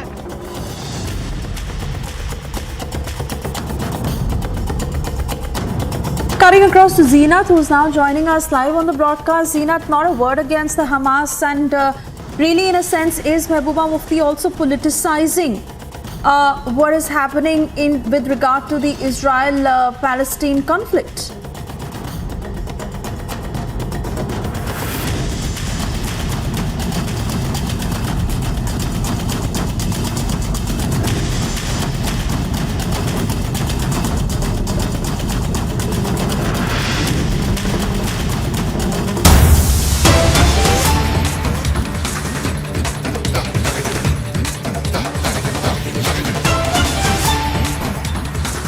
And we are getting in news from Madhya Pradesh's Bhopal, where miffed with ticket distribution, Congress workers are staging a protest outside senior party leader Kamal Nath's residence.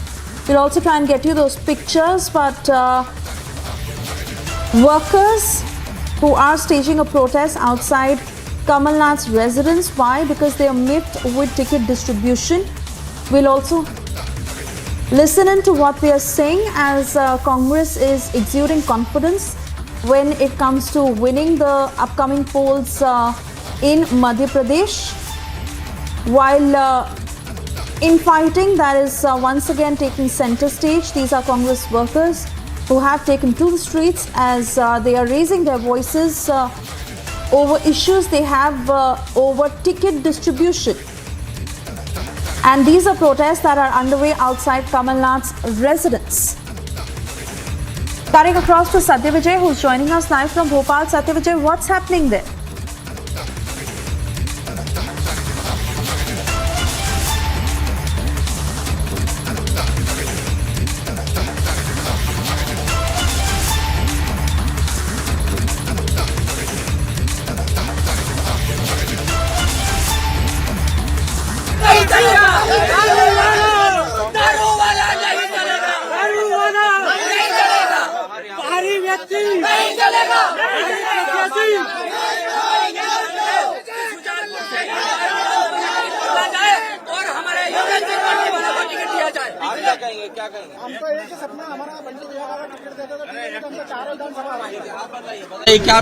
जिस आदमी ने की जमीन बिकवा दी, जिस आदमी ने औरतों की रकम बिकवा दी, ऐसा दारू का ठेकेदार हमें नहीं चाहिए।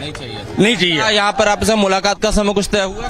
नहीं, अभी तो नहीं हुआ हमारा। हम अभी हम आगे रख के लेके आए और आपको ऐसा लगता है गवर्नमेंट कमलनाथ जी ने था उस सर्वे में सर्वप्रथम बंटी बन्ना का नाम था, और ऐसा नहीं है कि पिछले 20 साल से मेहनत कर रहे हैं। बंटी बन्ना का जन्म वहीं हुआ है। उनके पिताजी मनोहर सिंह जी, उन्होंने भी वहाँ पर विधायक रहते हुए इतना काम किया है कि पूरी गंगा जल बांटने वाला चाहिए, दारू बांटने वाला नहीं चाहिए। तो देखिए ये विरोध प्रदर्शन कर रहेगा। अगर दारू वाले को टिकट दी है तो वो जीत के बता दे। पांचों विधानसभा खोनी पड़ेगी। बीजेपी के पास में जहाँ पे योगेंद्र सिंह जी का एक भी बीजेपी नहीं जीत पाएगी। अगर पूरा शाजापुर जिले की सीटें हम बिल्कुल हरवा देंगे। अगर बंटी बन्ना को टिकट नहीं मिली, 5 सीट आधार जिले भी, यहाँ तक भी हम सज्जन सिंह वर्मा की सोनकर सीट भी हरवा देंगे। नाराज की इस कदर यहाँ लोगों में ये कह रहे हैं कि स्थानीय कैंडिडेट है, अगर बंटी बन्ना जो उसे टिकट नहीं मिला तो ये विरोध प्रदर्शन बढ़ता जाएगा। और इनका कहना है कि एक सीट नहीं कई सीटों पर इसका असर देगा, और ये लोग जो कांग्रेस के कैंडिडेट हैं उन्हें हरवा भी सकते हैं। इस तरह की इन लोगों की चेतावनी है कमलनाथ को। फिलहाल दूसरी तस्वीर आप देखिए, बंगले के बाहर भी यही समर्थक जो है बंटी बना के यहाँ पर जुटे हुए हैं, और इनका साफ तौर पर कहना है कि जो बाहरी कैंडिडेट है, जो शराब कारोबारी है, वो इन्हें नहीं चाहिए। इस जनता का यही कहना, और इसको लेकर कमलनाथ के बंगले के बाहर ये सभी जुटे हैं। इसके अलावा बात की जाए तो पीसीसी के बाहर भी विरोध प्रदर्शन देखने को मिला था। कैमरामैन संजय अंकिल के साथ Sattu Singh, Republic media network, Bhopal.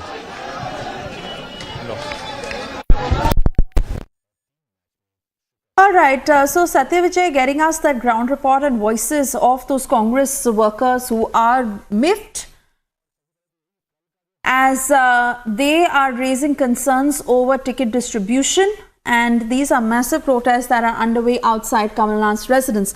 On that note, we have to slip into a short commercial break. On the other side, we get you details on BJP MP Mahua Moitra, who's under the scanner, as BJP MP says that Mahua Moitra compromised national security by sharing Parliament login ID to a businessman sitting in Dubai. Akhilesh continues to breathe fire on Congress, targets them on caste census. Promise now.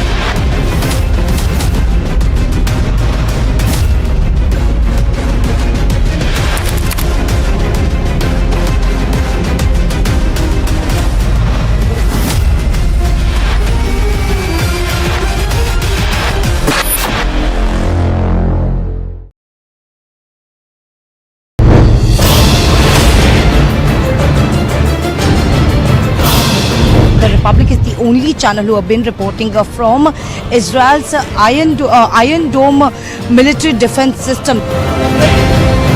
Okay, we have to get down again. It's a missile. It's a missile has been fired. As you can see on your screen, there are missiles showing you. Alisha has been exclusively reporting from the ground zero that this was the Iron Dome system that has just now fired another missile. So these are the exclusive visuals that we are showing. The rocket that has been fired but has now been intercepted by the Iron Dome.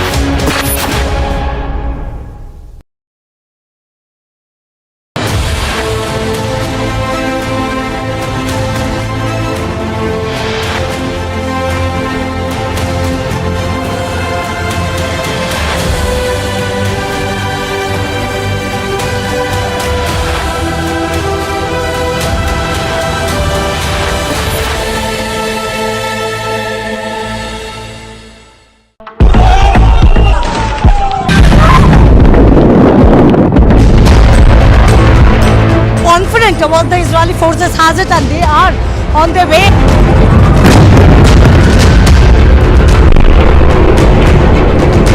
Rocket जो है वो यहाँ पर दागे जा रहे हैं और वो देखिए आप हमारे सिर के ऊपर से पास में जो है वो यहाँ पे मिसाइल्स गिरी है। इजराइल अब ये इंतजार कर रहा है कि जैसे ही सभी लोगों को बाहर लेकर आया जाएगा, आतंकी को खत्म करने को लेकर जो स्ट्रैटेजी इजराइल ने बनाई है उसकी तैयारी भी की जाएगी। ಇಸ್ರೇಲ್ ಹಾಗೂ ಹಮಾಸ್ ನಡುವಿನ ಸಂಘರ್ಷ 12ನೇ ದಿನಕ್ಕೆ ಕಾಲಿಟ್ಟಿದೆ. ರಿಪಬ್ಲಿಕ್ ಕನ್ನಡ ದಿಟ್ಟ ವರದಿಯನ್ನ ಇಲ್ಲಿಂದಲೇ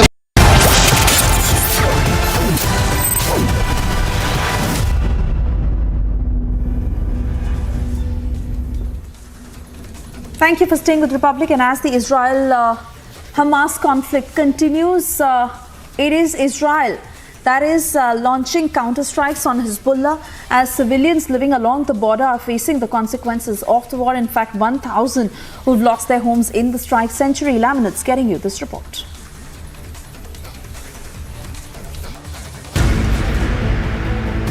More than 4,200 people have been displaced from villages in South Lebanon by clashes on the border with Israel.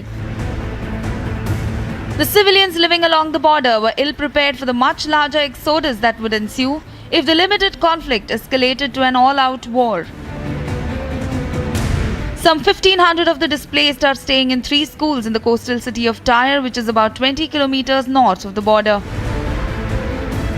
The Lebanese terrorist group Hezbollah and allied Palestinian groups in Lebanon have launched daily missile strikes on northern Israel since the outbreak of the latest Israel-Hamas war. While Israel has responded by shelling border areas in South Lebanon, till date, the clashes have killed at least 22 people in Lebanon, 4 of them being civilians. Bureau Report, Republic TV.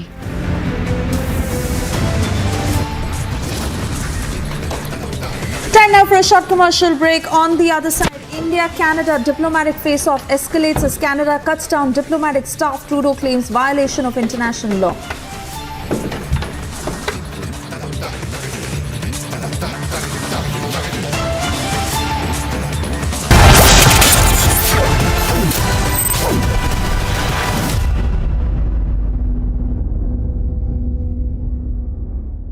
In the India Today Best Universities 2023 survey, released recently, India's #1 ranked universities in various streams are JNU Delhi, Amity University, AIMS Delhi, IIT Delhi, and National Law School Bengaluru.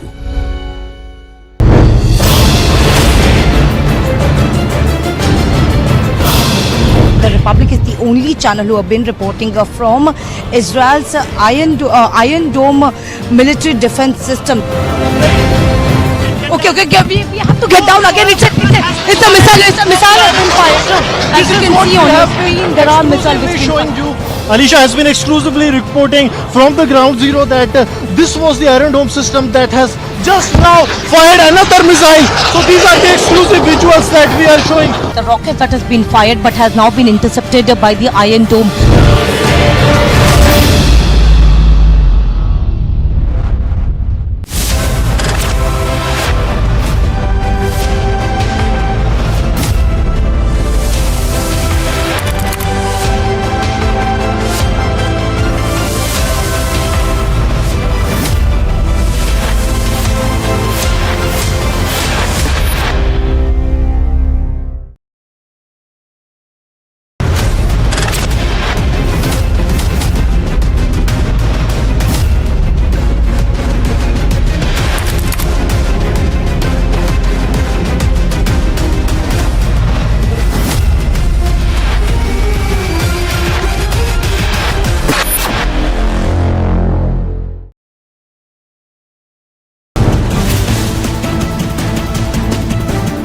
And we have been reporting from the same border as the Gaza Strip, where all the Hamas terrorists which enter the kibbutz Be'eri and they started open firing. Not only this, but the rocket had also been fired from the Gaza Strip by the Hamas terrorists. It was more than 120 people who lost their lives. The visuals on your screen is of the IDF, which have taken all the area of, it's a remote area of kibbutz Be'eri. You can clearly see the visuals on your screen. the sad story of Kibbutz Be'eri, but yes, now it has been completely taken over by the IDF.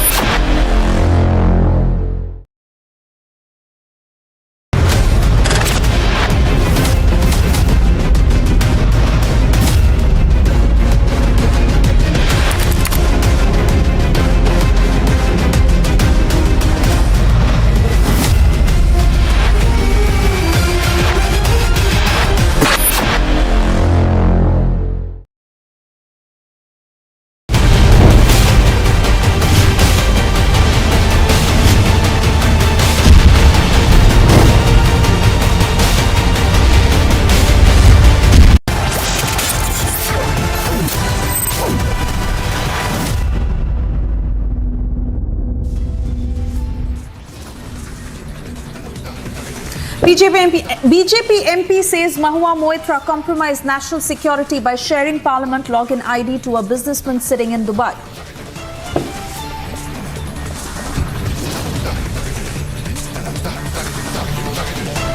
ये वही Congress party है जिसने जाति जनगणना के आंकड़े नहीं दिए, जाति जनगणना नहीं होने दिए। ये चमत्कार है। Akhilesh continues to breathe fire on Congress, targets them on caste census promise now.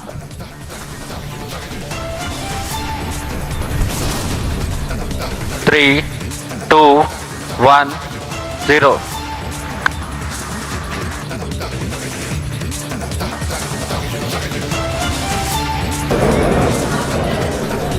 Isro successfully conducts test vehicle mission ahead of human space flight program Gaganyaan.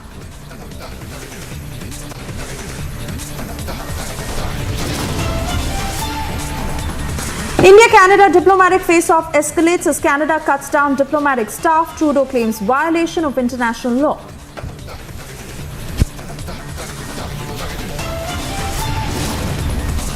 Israel continues to strike Hamas targets in Gaza and Hezbollah targets in Lebanon.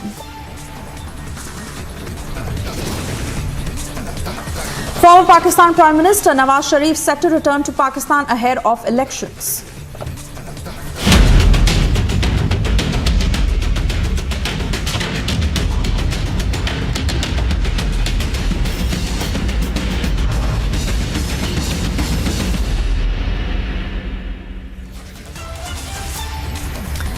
Even as the Mahua payoff scam continues to get bigger by the day, BJP MP Nishikant Dubey has now hit out at the TMC leader in a scathing attack, saying that Mahua Moitra mortgaged the country's security for money, further adding that the Parliament ID of Mahua was opened from Dubai at a time when the MP was in India. Several responses that are coming in to this effect. Let's listen in.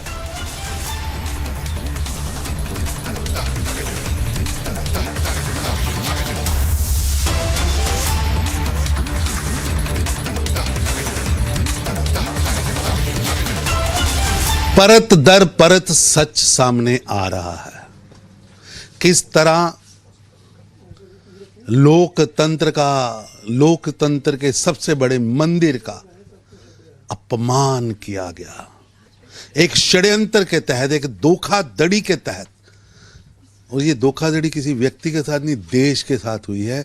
140 crore Bharat के नागरिकों के सबसे बड़े मंदिर के खिलाफ की गई, और चंद गिफ्ट्स और लालच के कारण आपने संसद सदस्य जो कि 20 लाख लोगों का प्रतिनिधि है, उसका आईडी जो पासवर्ड आपने है,